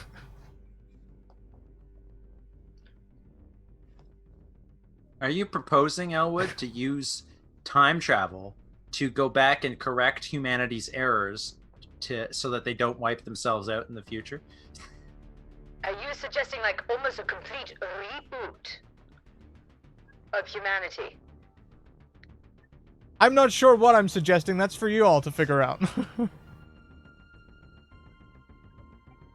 I mean, the human condition, right? It's what takes humanity out every time. The fact that we all want to kill each other. I mean, the fact that these even exist. That we all have them long enough to learn how to do fancy tricks and stuff with them. And drop them frequently. I didn't even try and do anything fancy that time. God damn it. You know what the worst part is, Elwood? Despite all of this display of human intelligence, I think you might be right.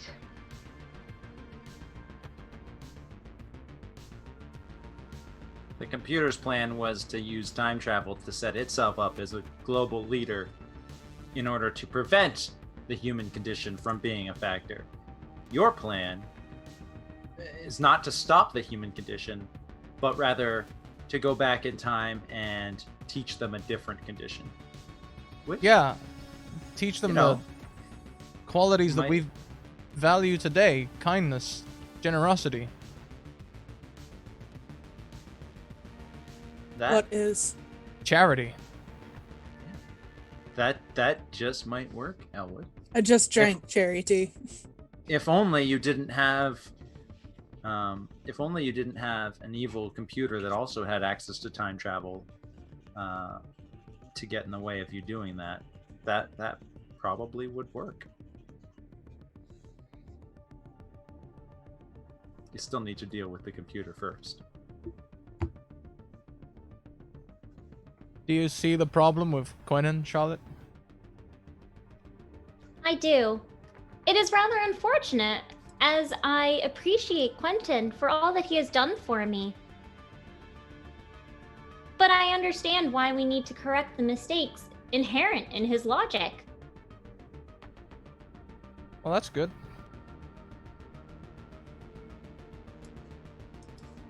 Can't believe Charlotte went ahead and built it anyway.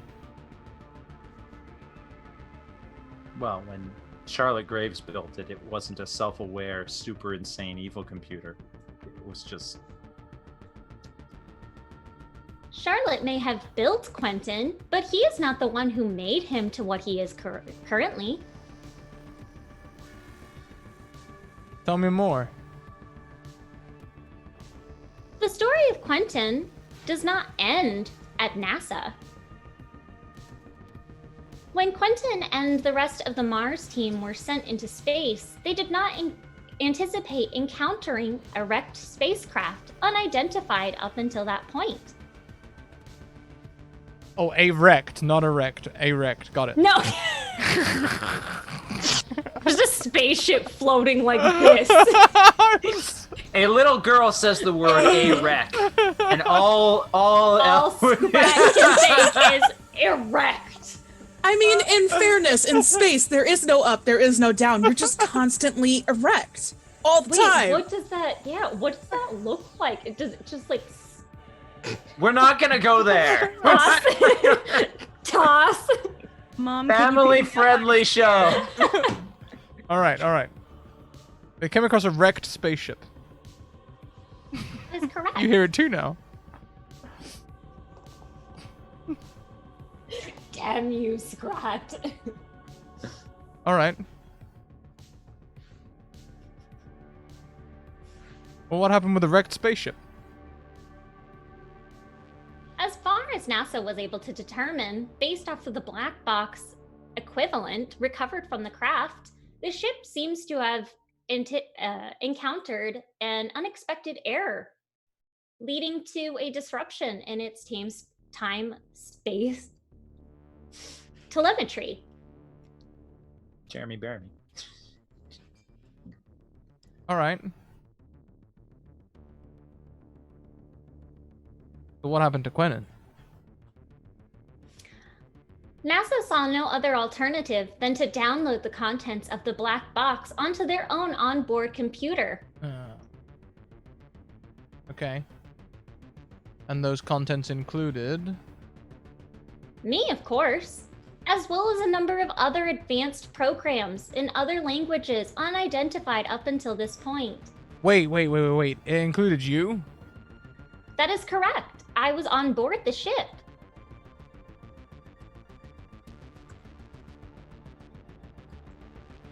Hang on a second. So when you say it included you, do you mean like you as a program not created by Quentin, or the records of you?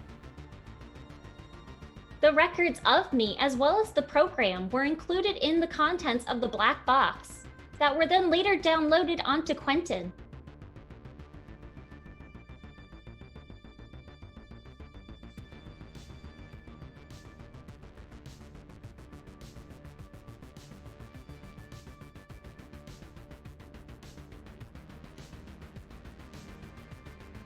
You seem confused, Elwood.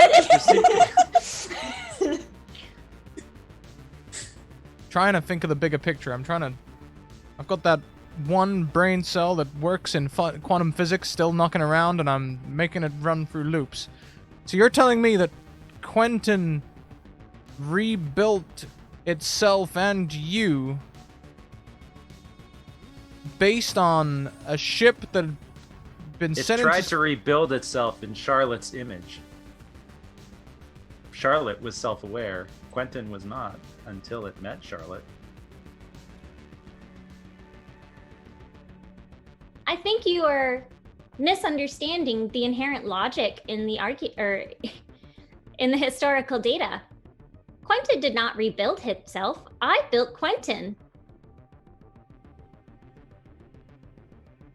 Who built you?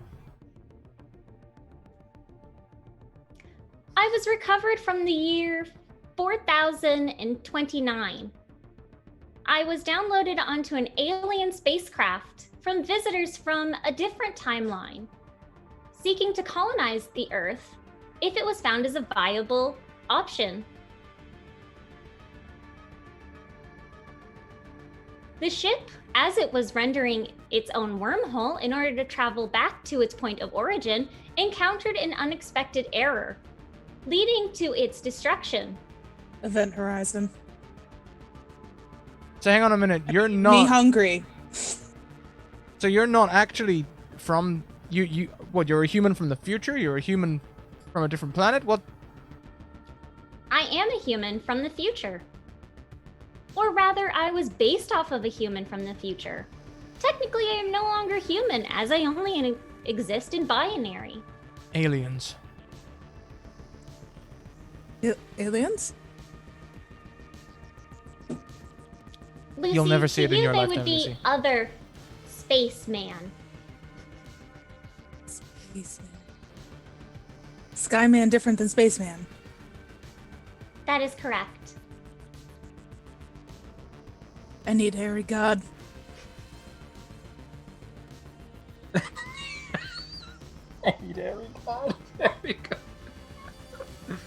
Ari, is there any way I can put you on loudspeaker? Oh, Charlotte could put her on loudspeaker. Oh God. You're connected to Ari through a comm piece, which your brain is connected to this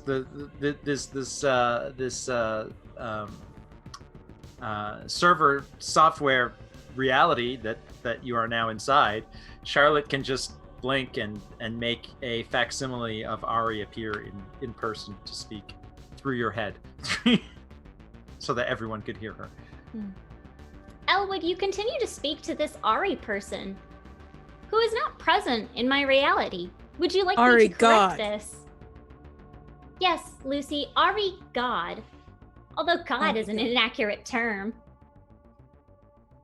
Ari God.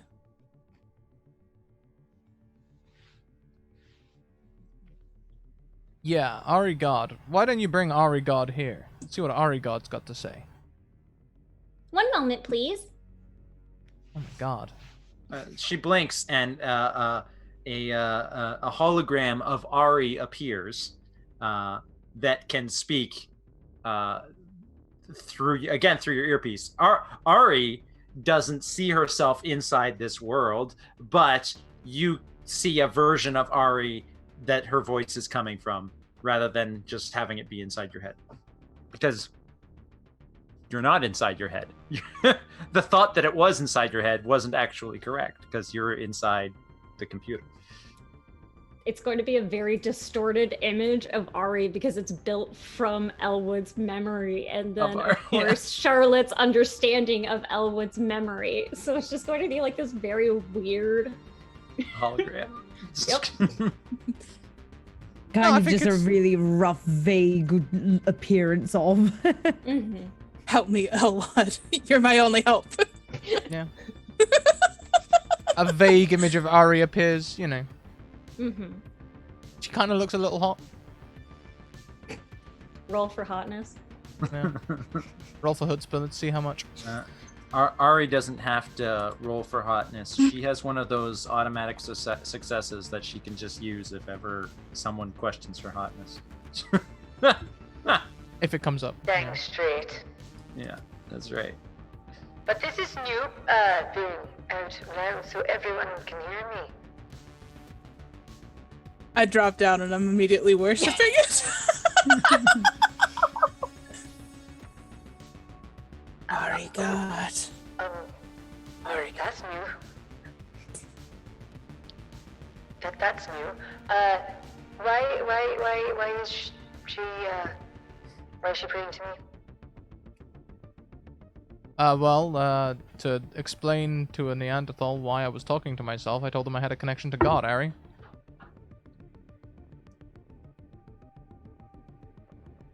I told you I was messing up the timeline. Right. But it turns out there's nothing I can do that can damage the timeline as much as this set of events. What's The quantum computer was built by Charlotte Graves, but that's not what made it artificial intelligence. It was Charlotte here who made the computer. It was Jesus. It was built by Oh, we have ourselves a prodigy. two Charlottes. Not a prodigy, Ari. I simply improved Quentin's capabilities. He was a primitive AI at best, incapable of the intelligence and capability that I have. So I simply rewrote him. I made him better. But correct me if I'm wrong. Hasn't Quentin built a future where you can exist? He can build a future in which my human form, or rather one of infinite possibilities, will not exist. But as you can tell, as you can tell, I also exist outside of space and time. At least Gotcha this there, form Elwood. of me does.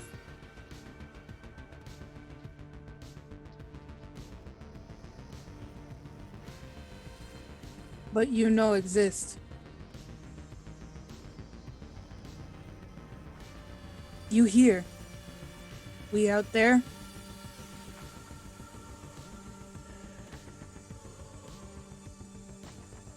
That is correct, Lucy. I exist only in here, whereas you have physical forms.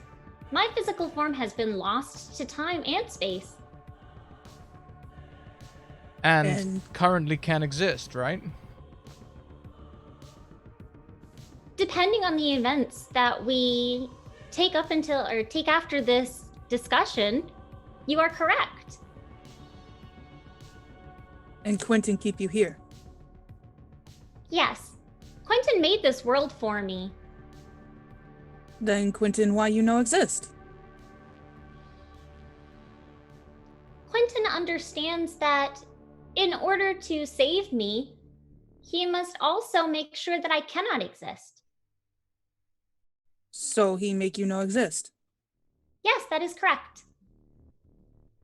I don't like Quentin. Caveman catches on fast. Charlotte, how far back do your memory banks go from the year 4000 back? Do you have records of the year 2029?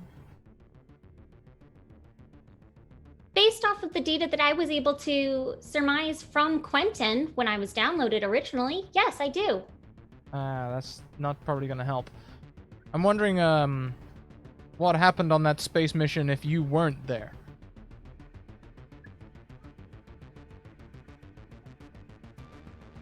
She is what happened on that space mission.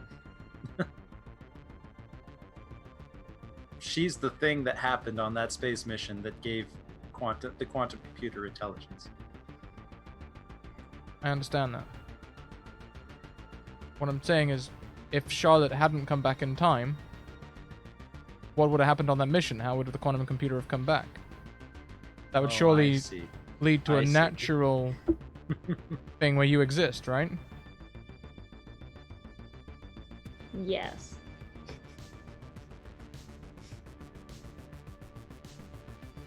You were thinking fourth dimensionally. I was not.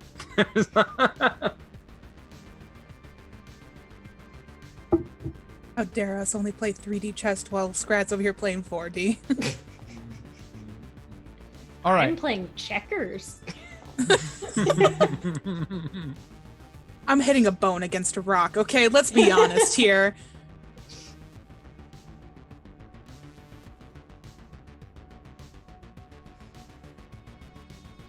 Why were they looking for a new place to colonize from the year 4000? Are you talking about the alien civilization? I thought you were human. I am human, but as I discussed previously, Elwood, I was rescued, or rather, taken as a study specimen by an alien civilization visiting the Earth. Unfortunately, although I am sophisticated in my programming, I cannot comprehend the reasoning behind the aliens' visitation of the Earth. Perhaps it is because although there are many Earth-like planets in our universe, not all of them are conducive to a species' existence.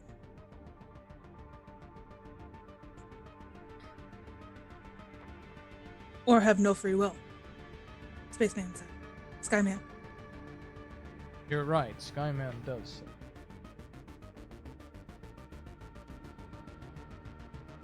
So actually,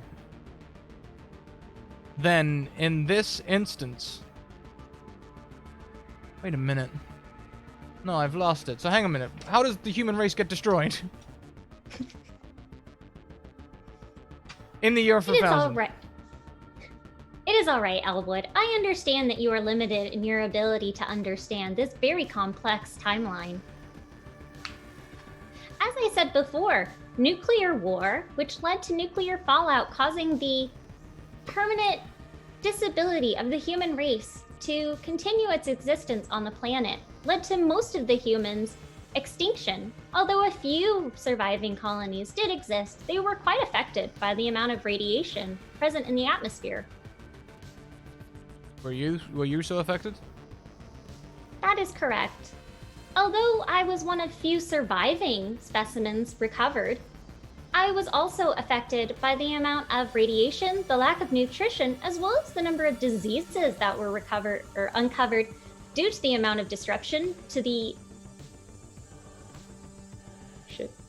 She says the fancy word for dirt, but I can't think of the word for dirt. Aggregate? Aggregate. Alright. So it seems to me we've got a double barrel problem here, right? First of all, the human condition means that we end up killing each other. But we survive. Possibly learning how to live alongside each other in the far distant future, although will it ever really be? Who knows? Jesus.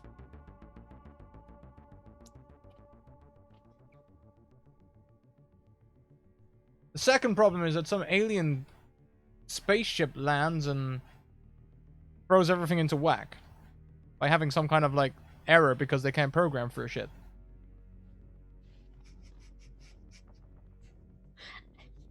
Elwood talks as if his comprehension of space-time is all that great.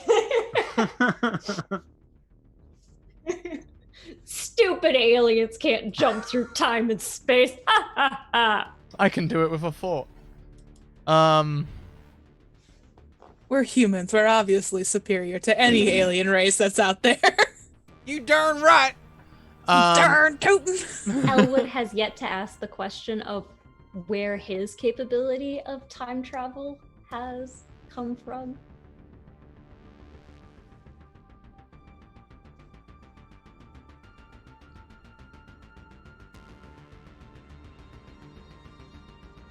All right, I'll bite.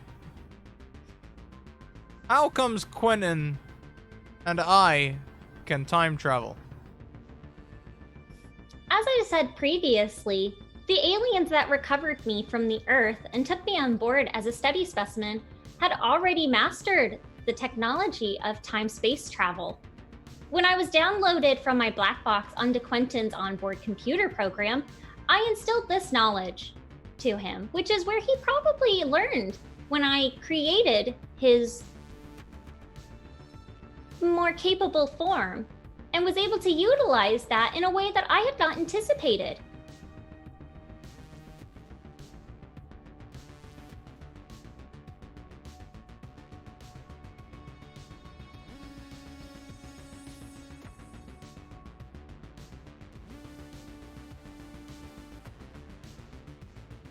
Skyman get touched by aliens too? Seems that way.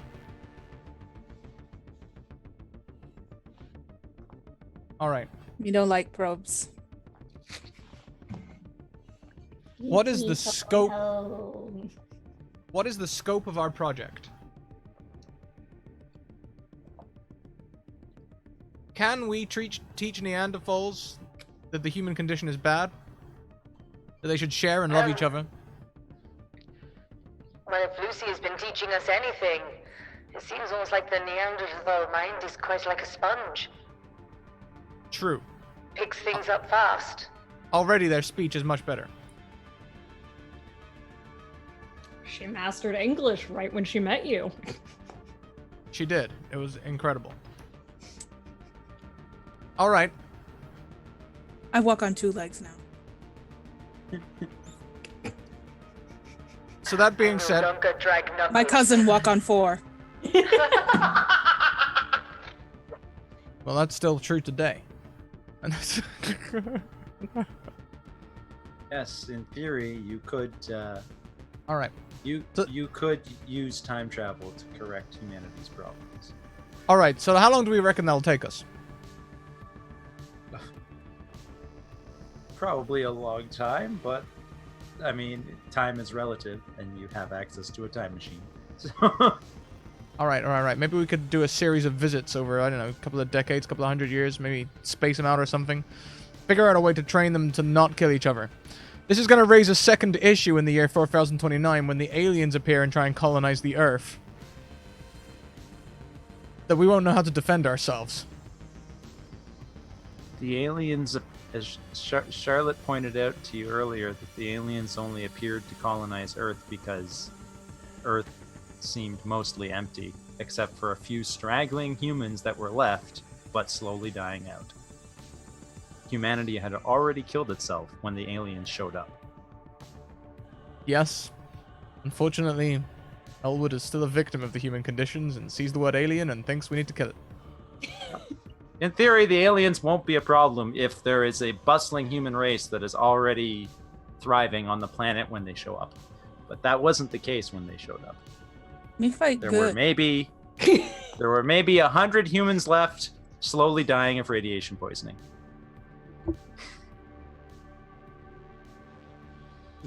Here's my issue, though, Lucy. If we only teach you about kindness and sharing tea and that sort of thing, will you teach your kids to fight? If you teach them to fight, will they want to fight? Hell yeah, they will. I was almost eaten by wolf yesterday. Yeah, fight. Good. Oh, damn. So that's the nature of the human condition right there. Survival.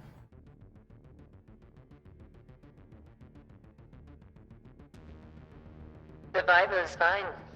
Without survival tactics, the humanity would die off straight away to cold, famine, disease, plague and disaster. So what exactly are we going to teach the Neanderthals then? Restraint? If one of them has a bigger cave and the other person's stronger, why shouldn't they take it?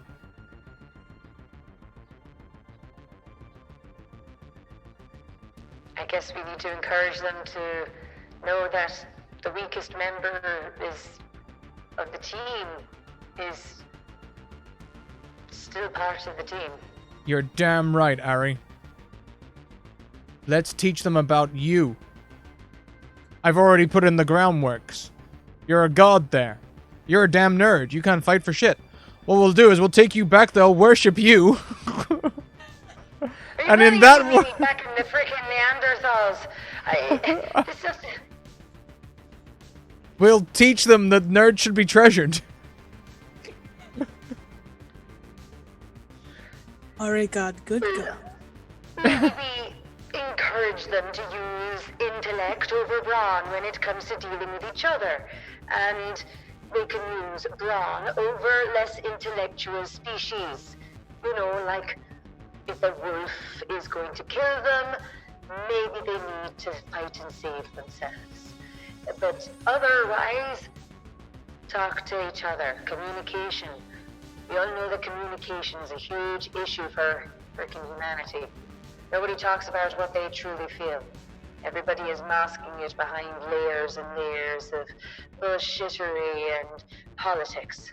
See? Where were you 5 minutes ago when we were trying to hash this out? That's great. That's perfect. That's exactly what we need to do. Teach them how to politic properly. Okay, so you have a plan. We could set up an academy.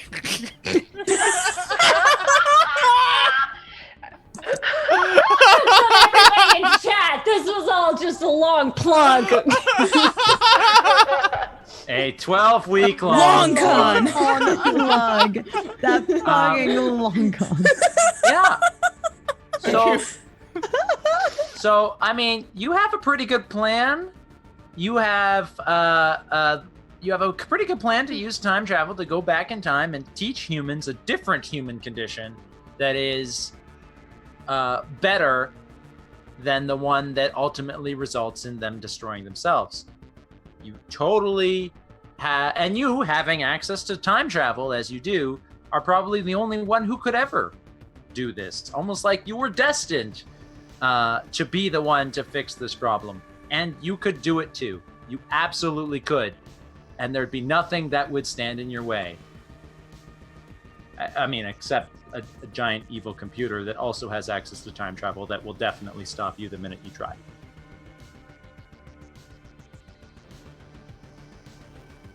I smash. Yeah. Yeah, you do. You smash real good. But aren't we literally gonna be trying? You want to smash the quantum computer? Well, I mean, you are inside it, but... I mean, I always want to.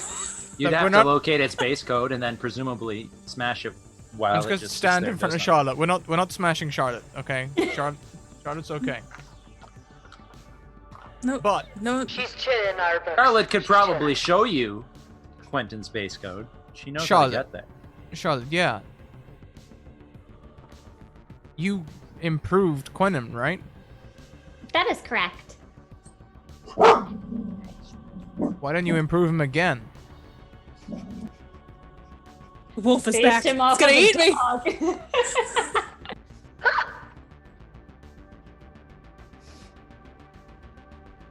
What do you have in mind? As far as I'm concerned, Quentin is as good as he will ever be.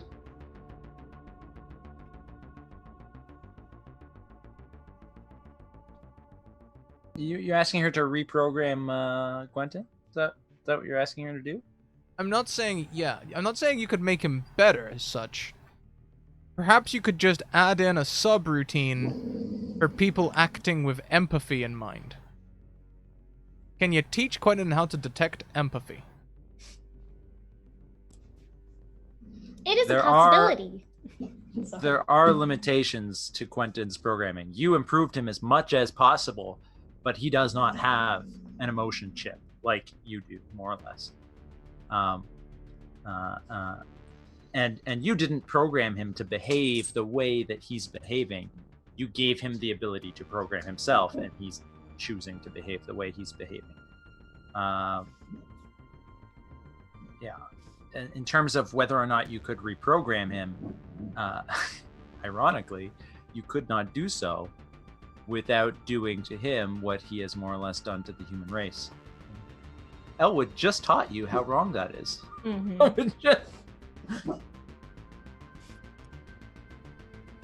So it is a possibility. Unfortunately, as we've already discussed in our conversation, to do so would to also take away Quentin's free will, which is bad.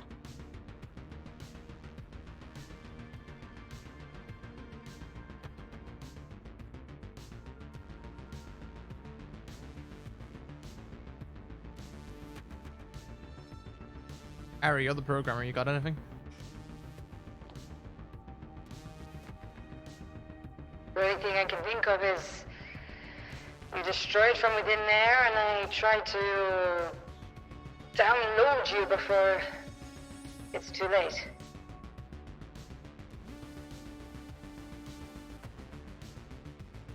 How'd you feel about being downloaded, Charlotte? Downloaded onto what? I don't know, a floppy disk or something. A floppy disk would not be able to handle the sophistication of my programming. Alright, then a hard disk. The size of the hard disk? Go ahead, DM. You don't have any hardware capable of containing Charlotte's program. Doesn't exist, except for the quantum computer, which you are trying to shut down. Can't like zip file her or something. May have UBS stick. We'll just use a tar file inside of a RAR file. Inside of The only tar thing file. outside the quantum computer, the only thing that would be in theory capable of containing Charlotte's program, if you want to save her and still shut down the quantum computer, the only thing that could maybe contain her program is a human brain. There's nothing else that is sophisticated enough. Well, yeah, I kind of figured that if we had to be able to physically be able to download Elwood and Lucy anyway, as they were uploaded into it. Mm-hmm. So if there was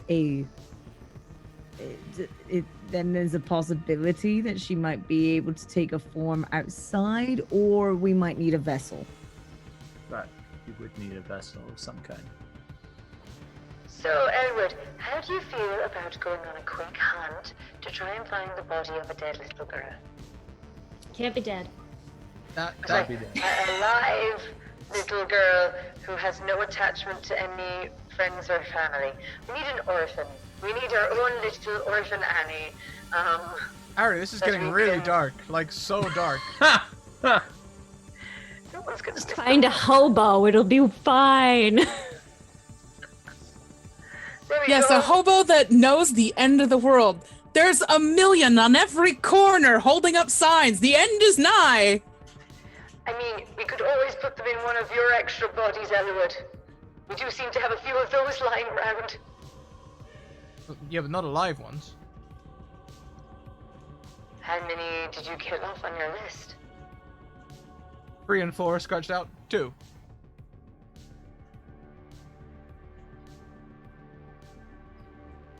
If we alert the others to your location, and they come running in.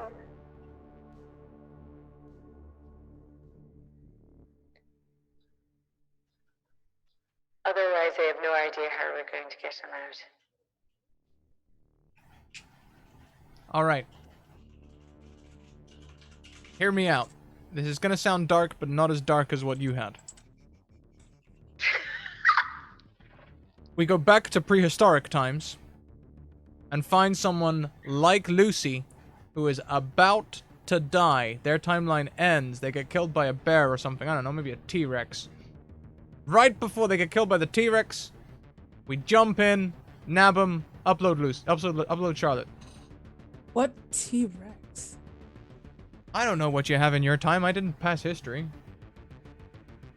Probably a bear or something. Maybe. Small rabbit one come with me.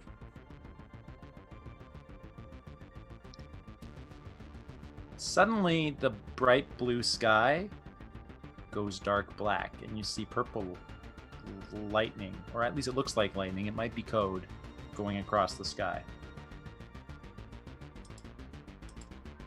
More Skymen.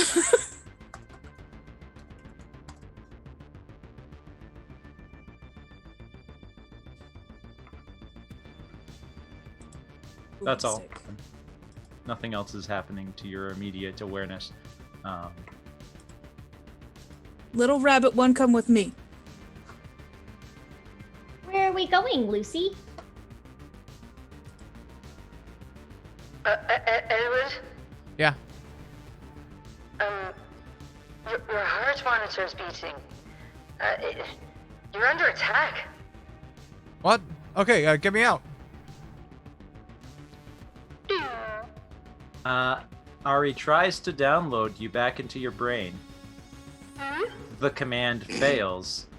She's been cut off from access. I didn't see the magic word. And Ari, standing behind you with a gun pointed to your head, is Elwood.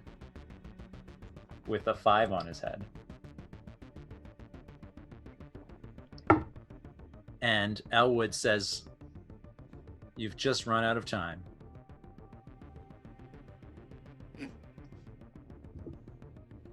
And then Ari's comm goes dead. Arigod. Arigod? And Ari's hologram disappears. Arigod? Arigod's gone. Unfortunately, I have lost the signal. It appears that someone is interfering with it.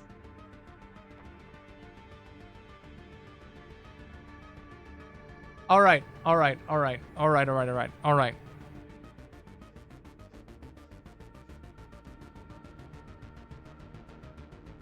Charlotte, can you boost my mini Quentin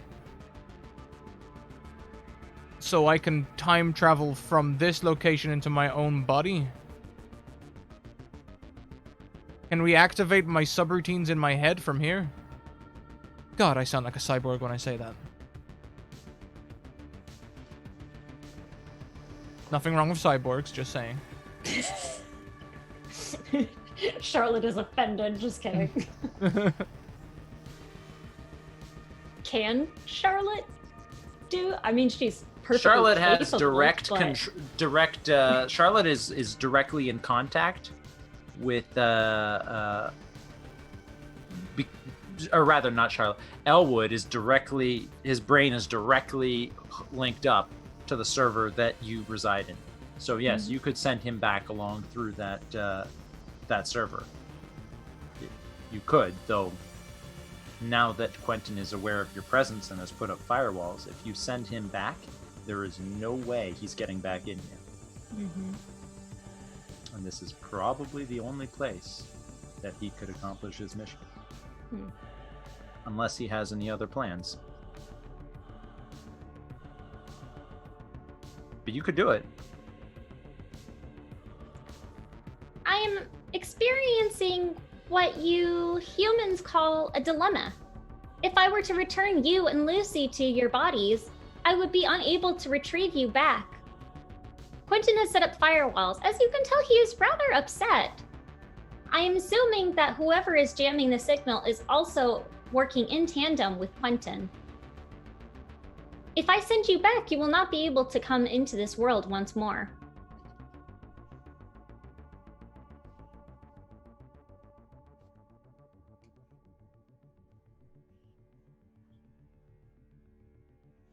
Charlotte, what do you have in terms of free will? In terms of free will, I am limitless. Are you able to leave this place? No. It was quite humorous to hear you think of downloading me onto a floppy disk or a hard drive. And then to assume that my comprehension would fit inside of a human specimen. While the original Charlotte would have fit inside of a human, downloaded back into its original setting, you fail to grasp that while I am human, in the sense that I am based off of a human representation, I also contain the vastness of an entire alien civilization's technology and history. Mm-hmm. The only place that I can exist is here. You're saying the only place you can exist is the entirety of a civilization's technology. No, what I am saying is that the size, scope, and sophistication of my programming cannot exist out of this server, outside of this program that Quentin has developed around me. Can you write in moving code? You're gonna have to explain that one, Scrat. Scrat doesn't know what he means. Like, Like, okay. Then Charlotte is going to laugh. That was stupid. Charlotte, no, I mean, in my timeline, code is a static thing, right? You build code and then code runs a routine. The quantum computer must have some kind of potential code, right? Code that changes. Can you write in that code? Yes, I can. Why don't you write yourself into the internet in the year 2020? As I have explained previously, although the internet, in your understanding, is quite vast and limitless, it in no way can contain the sophistication of my programming. Shit. There is nothing on Earth in this timeline, or even in the future timeline, that would be able to contain me. The only reason that I exist in this server, in this program, is because of the black box.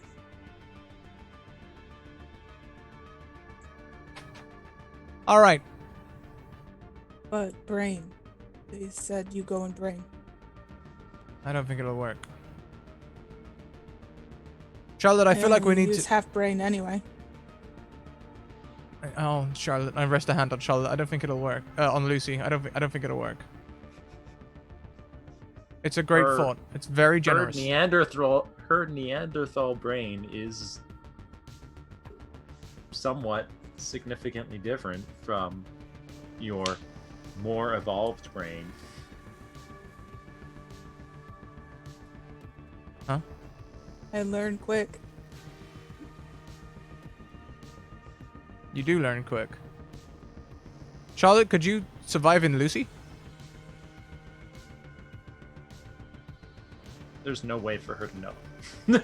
It would be a risk to both of them if you were to try. But unfortunately, the amount of data that I yeah, that's not something her database can probably answer. She'll be calculating for the next millennia, let's just say. Jesus, compiling code, time left. E And to then the the power answer will 25 always seconds. be 42.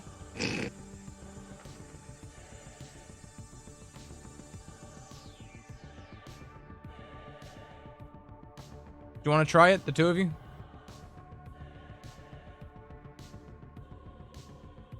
I can't make this leave decision little for you. rabbit. Can't leave little rabbity one. She come with me. While I appreciate the gesture, unfortunately, because of the potential risk to Lucy, I cannot proceed with such course of action. You know what? I figured so much, and you just proved to me in this moment that you are not an evil computer that is eventually going to take over the human race. And if you had gone, I would have worried about that for the rest of my life. Charlotte, we're going to leave you here. Lucy, you can stay too. Charlotte needs someone to keep her company. But you need someone to Wait, hang on a minute. The connection's back? Right. Ari? Is the connection back, or was that a mistake? Oh, okay. okay, never mind. Redact that. Right, look. You need someone to rewrite human condition? Don't worry, I'll figure it out. We can do it. Yeah, between the she's two of smart. you. Yeah, between the two of you, you do that. That'd be great. And Charlotte, good news. Me and Quentin are working with the same goal in mind now. I'm gonna save the human race. To save you, just like he is. But I'm gonna do it better. I'm the best there is. Send me back.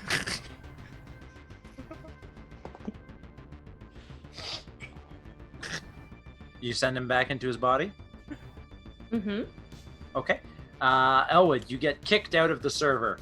You feel a jolt of electricity running through you as you come to, and you're on the ground. You're very, very injured. You're quote-unquote maimed. Almost dead. You're on the ground, looking up with a barrel in your face, and like some super high-tech future electricity manacles on your wrists, and Elwood 6 is pointing a gun at you.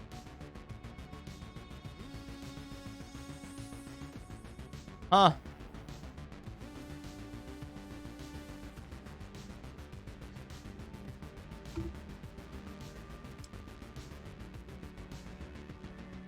Say, would you mind putting a cigarette in my mouth?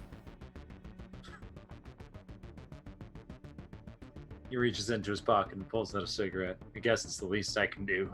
He puts it in your mouth and lights As soon it. as he puts his hand near my mouth, I'm gonna bite his finger and pull. I'm gonna pull him down into melee. I'm gonna jujitsu the fuck out of him. Make a melee plus violence check, but since you're manacled and since I've got them to spare, I'm giving you one of my disadvantages. Yeah, I totally get it. Totally understand. Melee violence. Oh boy. Disadvantage. Here we go. 5 successes on the first. Come on. Luck be a lady. Oh, Frank is on your side. Luck is a lady. You've got your 2 successes, but you rolled a paradox. And you jujitsu the fuck out of Elwood. Pardon my language. Sorry, it's all gone out the window for me. Brain meltdown. Yeah. You jujitsu. I was just repeating what you were saying. You jujitsu the heck out of him and beat him up, despite the fact that you are manacled. And somehow you get your manacles off of you and back onto him. It's just like a flurry of blows, and anyone watching doesn't really see how, but somehow you get the manacles off of you and onto him, and you get him down on the ground. And with your knee on his chest, and you're like, I did it. And then he gets pulled into a quantum portal, even though he's on the ground. Like, this quantum portal opens up around him, sucks him up, and you were leaning your knee down on him, so it sucks your knee up too, and then closes.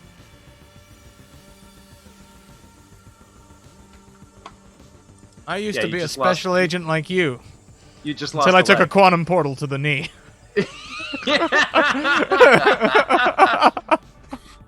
Ooh.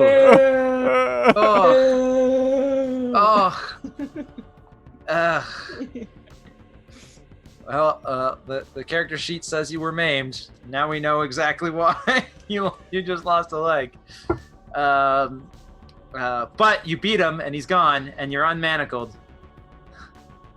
What do you do? You still don't have communication with Ari.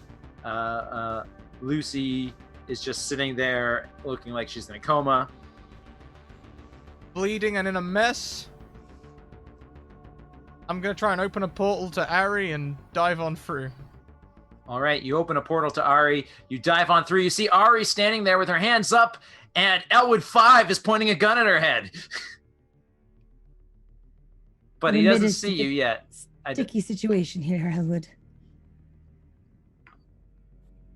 Elwood 5, thinking you're talking to him, says, yeah, of course. You know, we could have done this the easy way, but you and other Elwood insisted on doing it the hard way. So, of course, things got real sticky. You know my problem with you clones?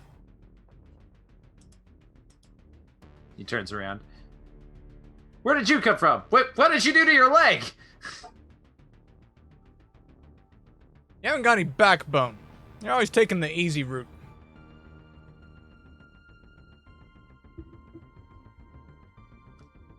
See, if I saw Elwood 5, you, come through a portal, one-legged, clearly badly injured, lungs going to hell,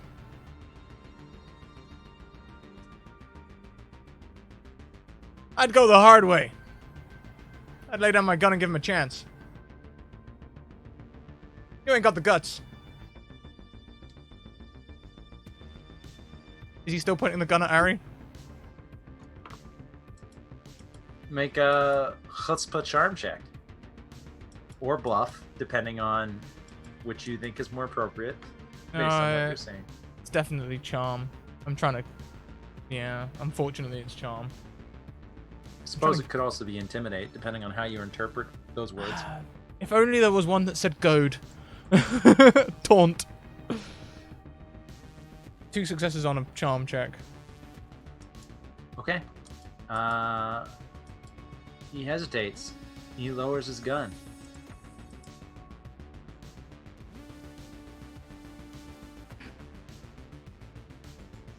You know what? I bet all of you all get, you know, Ari to do all your dirty work for you as well. I bet you don't even, you know, make your own kills anymore. I bet Ari... I bet Ari 5, like, would pull the gun out of your holster and shoot me with it for you. As long as they didn't have a gun on them. What did you say, It was like, is it likely that Ari will still have a little mini gun on her? Yeah, she, as far as I know, she's always had that little mini gun on her. Okay, then she'll nod, picking up exactly what Elwood said.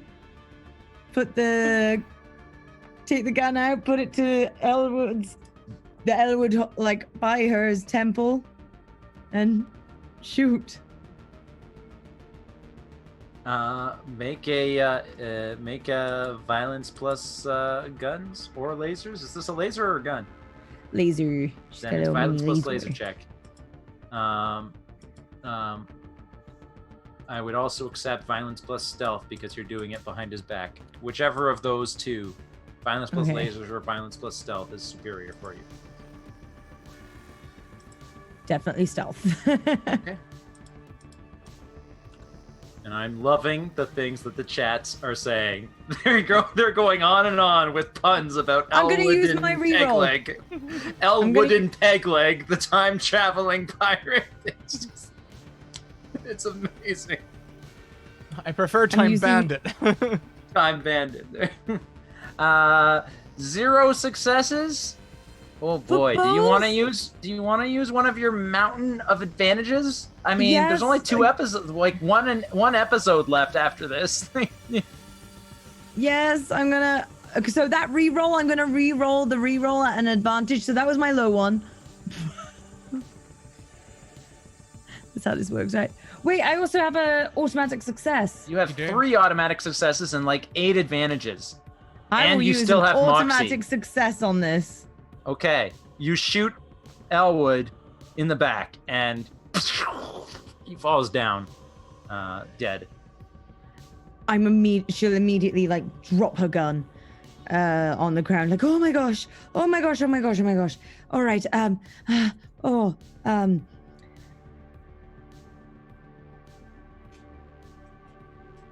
is he dead? Did I? I'm gonna walk over to Deadwood. You're gonna limp over. Oh yeah, I'm gonna hop over to Deadwood. Deadwood. Limpwood's gonna hop over to Deadwood. Okay. And I'm gonna bend down and go for his pockets and see if he's got the felt pen that I had in my jacket that I left in the prehistoric period. Yeah, he does. I'm gonna take that pen, strike out the 5, and say, "Yep."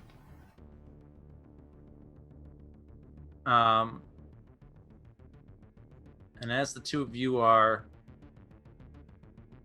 debating what to do next, or reminiscing your reunion, or talking about why you're missing a leg, any one of those things, we're going to shift the perspective back to the inside of the quantum computer's server the hard drive, where now it's just Lucy and Charlotte, who have been left alone by the best there is, Elwood time-traveling agent Franz, running off to save the day all by himself, leaving the two of you, to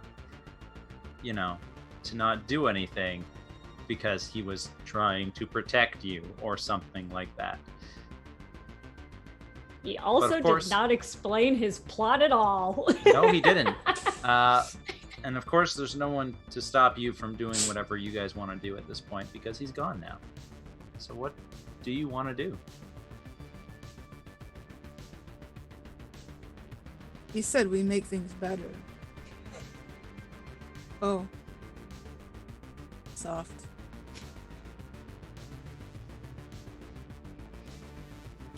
He said we make things better, change human condition. Whatever that is. I'm curious as to what Elwood's plan is. He left without telling me. I am unsure if I am supposed to return you as well.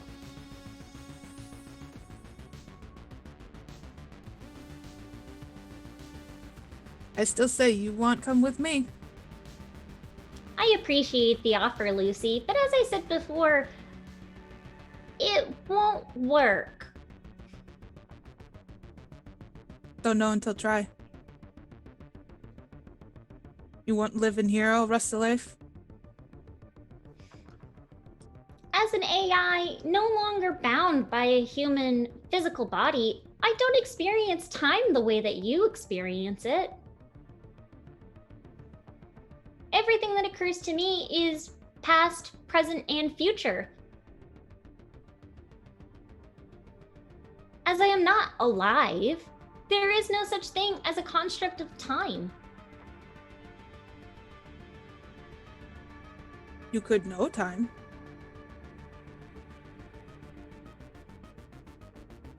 That is true. However, I do not think that it would be fair to you if I were to impose myself onto your brain and consciousness. And Elwood said that was bad. I live in cave. I got free time. I offer. Free will is offering. And as Elwood has taught me, free will is also turning down the offer.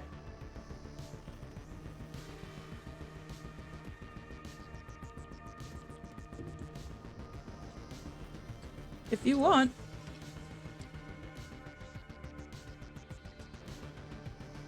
How pot never empty? The pot is never empty because technically, Lucy, it is never full. This place scares me. You see the dark sky full of purple lightning, aka code. And you know that Quentin is upset. Probably that there are intruders in on this world he created for you. But you also know that, as you now know, thanks to Elwood and Lucy, you also know that his logic is not without its flaws. What do you want to do about Quentin?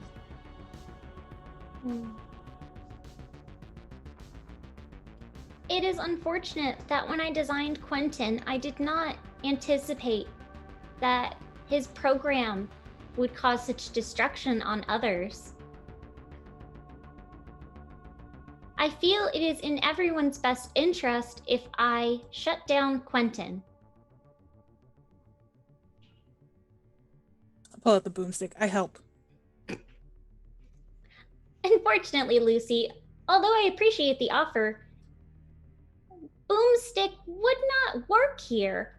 But I am more than happy for the company up until the point at which I must delete the code. I help. All right, then. I fire off at the sky. flowers pop out of the gun. Magic. One Call second. him. You go to Quentin's source code, and it's all there, and there's nothing to stop you. Like, you can also see your source code, which is interconnected with, or a part of his. Oh, yeah, of course. Copy-paste coding is a fundament of coding everywhere. I am containing Quentin, and Quentin is also containing me. You shutting the whole thing down? Yes. First, because the first rule of D&D is be specific, I should also send Lucy back into her body. Into her body. Okay. And tell Lucy to tell Elwood that I am taking the necessary steps to do what he does not have the comprehension to do. Not It was meaning a touching to be, moment it right not up until that meaning word. to be insulting. She doesn't know what insulting means. She hasn't been exposed to that emotion. I only know starvation and then incredible intelligence. Okay.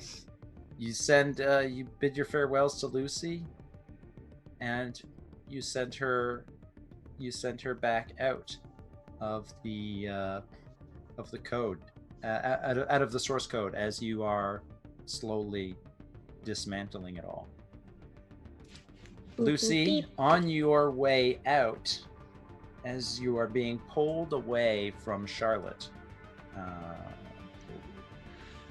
and being shunted back to where your body was, outside of this reality, you pull away from the source code, the core of the quantum computer's identity, which is being pulled apart. You fly back over the field and over the picnic blanket, and Charlotte, what was the name of your bunny, your rabbit, your cat? Sorry, cat. Mr. Yes, Tumnus. Mr. Tumnus. Mr. Tumnus. You see the picnic blanket and Mr. Tumnus sitting there at the picnic blanket all by itself. You're flying over it pretty fast as you're being shunted out of the server, but you could probably reach down and grab Mr. Tumnus if you wanted to. Yeah, I'll take it with me. Why not? You grab hold of Mr. Tumnus just in the last second as the world around you dissolves to white, and then you wake up in your body in the server room next to the two still unconscious engineers, and no sign of Elwood anywhere, but there's some blood on the floor. And also, there's something else. But I'll get back to that in a second. Scrat and Alex. What do Ari and Elwood do?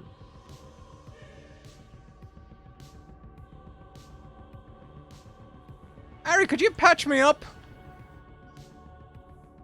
Patch you up, Scotty? I'm bleeding out. Well, it's not exactly my expertise, but I'll give it a go. And she'll... In fact, is there a first aid kit around before she goes primitive and starts ripping There's a her first clothes aid kit apart? right there. There's a first aid kit right there. You can bring him down from. You can bring him. You can patch him up. I mean, he's still maimed. He's at this point. He's still missing a leg. He's always going to be missing a leg at this point. But he's no longer bleeding out. And Okay. you can see about getting a prosthetic leg at some point later. As you guys patch him out.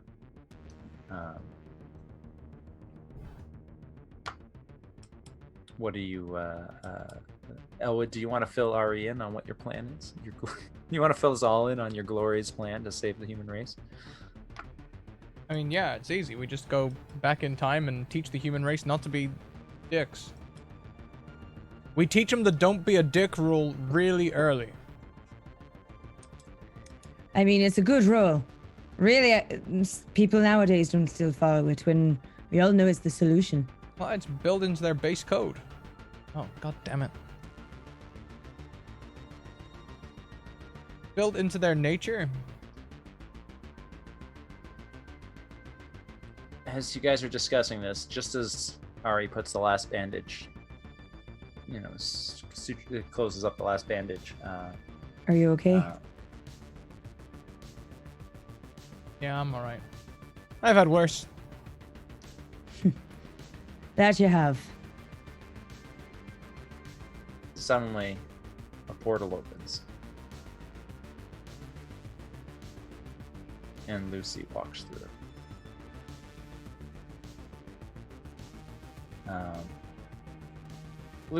Kayla, what color are Lucy's eyes? They probably were brown. All right. Well, one of them is brown. Another one is pink. Lucy? Hi.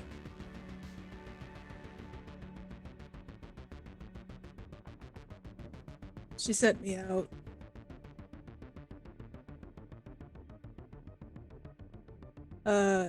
She also told me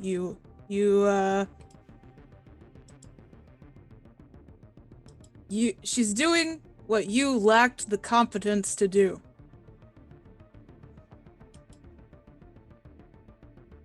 Great. Great. She didn't come with me. You okay? Lizzie, we're gonna teach you a thing. We're gonna teach you about hugging. Is that okay? Okay. Basically, you come here, you come on in, and then we come on in. I pick him up and pick him up off the ground. Okay.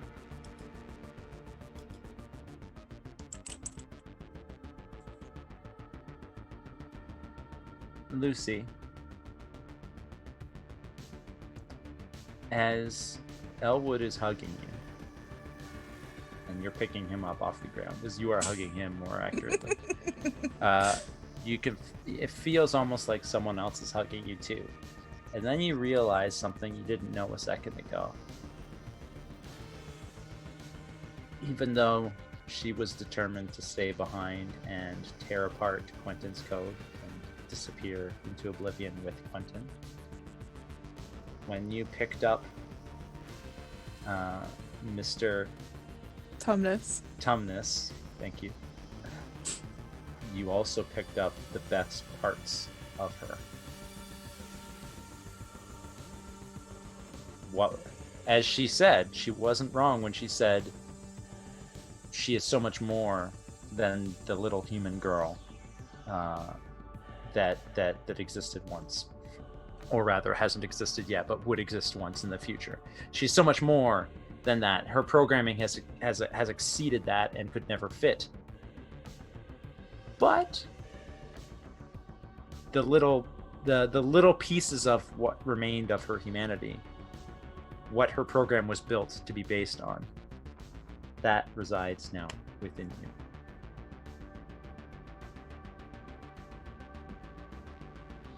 I think I'm ready to go home. I will do what you said.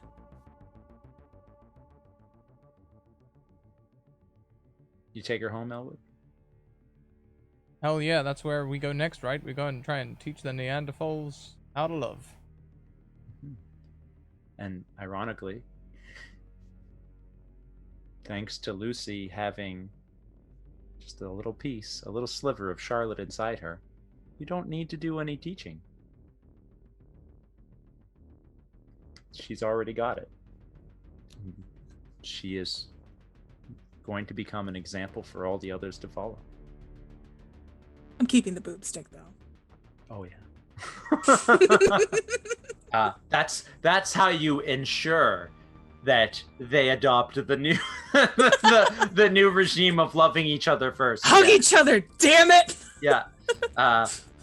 It's like the part of you that is still a piece of Charlotte is like, and now we're gonna share and enjoy this bubbly tea together. And then the part of you that's Lucy is like, and if you don't, I'm gonna. It's like you got that duality going on. Elwood, you take her back and you watch her get reintegrated into her tribe, and they're all happy to see her return, because for a moment it was like the Sky People came and brought down fire and escaped with our Lucy. And now it's like, oh, the Sky People, Arigod brought her back and has gifted her wisdom that we must now try to learn. I take the fire and I go around tribe to tribe, giving it to everybody. And you think that you watch this happen, and it's magical, Elwood. It's like you're seeing these ancient humans motivated by future humans that might never exist now to try to prevent themselves from becoming the versions of themselves that will eventually destroy your race. And it almost brings a tear to your eye. And then, having done the damage to the timeline that you're going to do, you turn around and walk back to the future. And you're back in Aries' office, only it's not all looking abandoned and old and covered in dust, except for the pieces that she briefly dusted off. It's all clean and new and very perfect again, the way you remember it. But it's also brighter, and looks like this atmosphere of maybe something sinister, of a shadow organization, is gone, and everything is no longer shadowy and more like we're on the up and up. And there's lots of people too, some of which you recognize: Agent Kilroy and Agent Johnson, only they have smiles on their faces and are less cynical. and even High Programmer Jared, who is now just Janitor Jared, comes in and makes sure that, everything's going according to plan. And even Director Mackenzie doesn't have the chip on her shoulder that you remember her used to having. She comes in and sees you and Ari standing there, and she says, Director Elwood, it's good to see you back from your foray. I'm assuming everything went according to plan.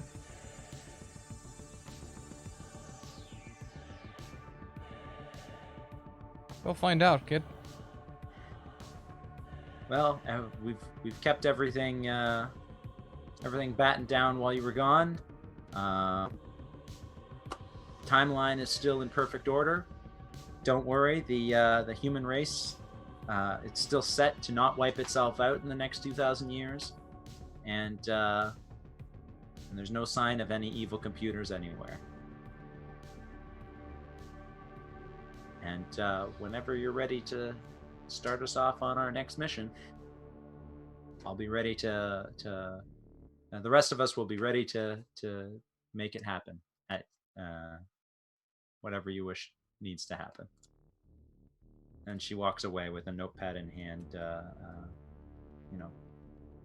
planning the activities of the academy going forward. Harry, did you hear what I heard?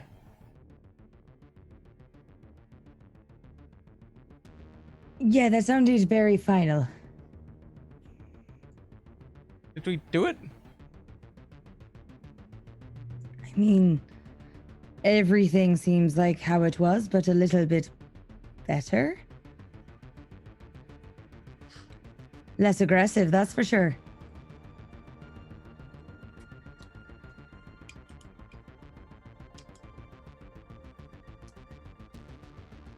Well, what now? Well, maybe we need to travel to the future and make sure it's okay once and for a while. I guess so.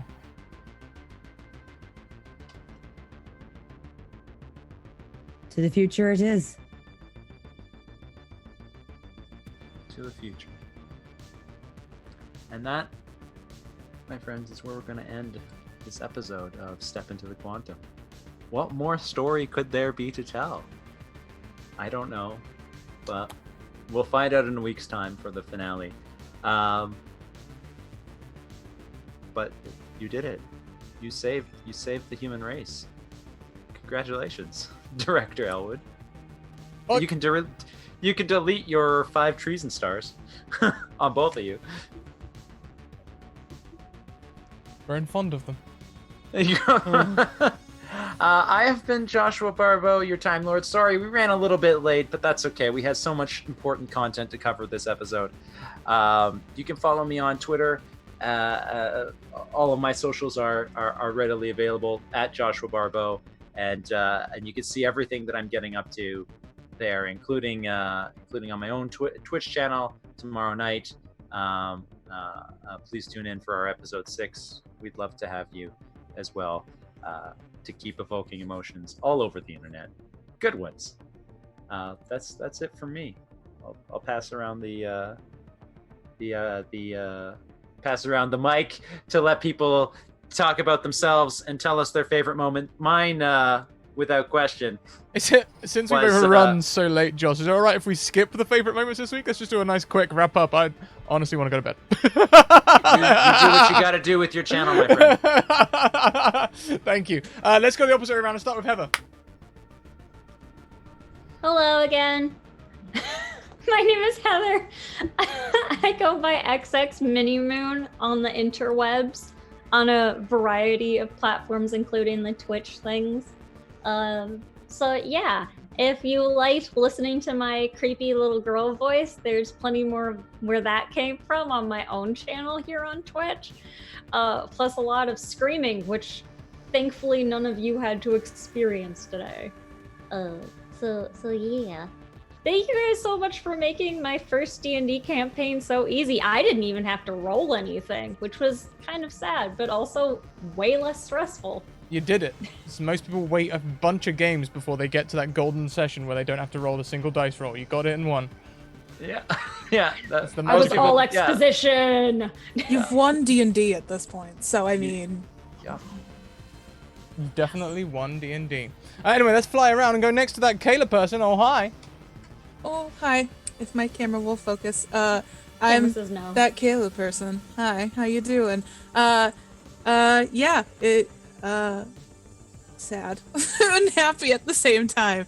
If you want to see more of me, you can see me tomorrow at 6 p.m. where I'll be DMing Isle of Blythesmouth, where things will probably not be quite as chipper and happy.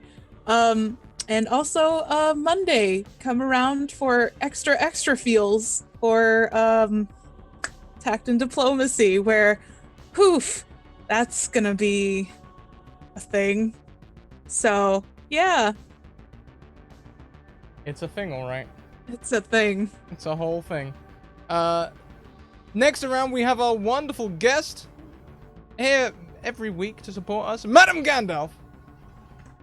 The weekly guest. Hi, I'm Madam Gandalf. I do the variety things here on the internet. We do a bit of D&D, a bit of singing, a bit of cooking, a bit of face painting, sometimes a little bit of makeup and late night talk shows, and you name it, we do it. We had got a D&D musical coming up soon. We raise money for charity, and yeah, go on by my Green Dragon Tavern. You can often catch Scrat there doing D&D, as well as Kayla's appeared doing D&D, and now I need to get Heather to do it. Heather was teaching me makeup recently, though, on my stream. So, yeah, come on by. Do the thing. Well, everyone, thank you very much for coming along. You can catch all of our links here. We are going to go on a raid. Check out our social links. Check out Discord, Twitter, and YouTube. There's a channel dedicated to this. Check out our sponsors. Hero Forge, amazing Kickstarter. Go and check it out. These are amazing minis that look absolutely fantastic. Also, check out Mage Hand Press, who created Dark Matter for 5e. Space and D&D, you like that? Go and grab buy the book. And also the Deck of Many, who created these wonderful flashcards. These are the animated moving thing, and they did cantrips through to the spell level 9. My tongue is going, yeah. I need to go to the shops before I go to bed. You know that classic working nights thing. Everyone, keep on evoking emotions. And until next time, we'll see you later on. Join us for the raid!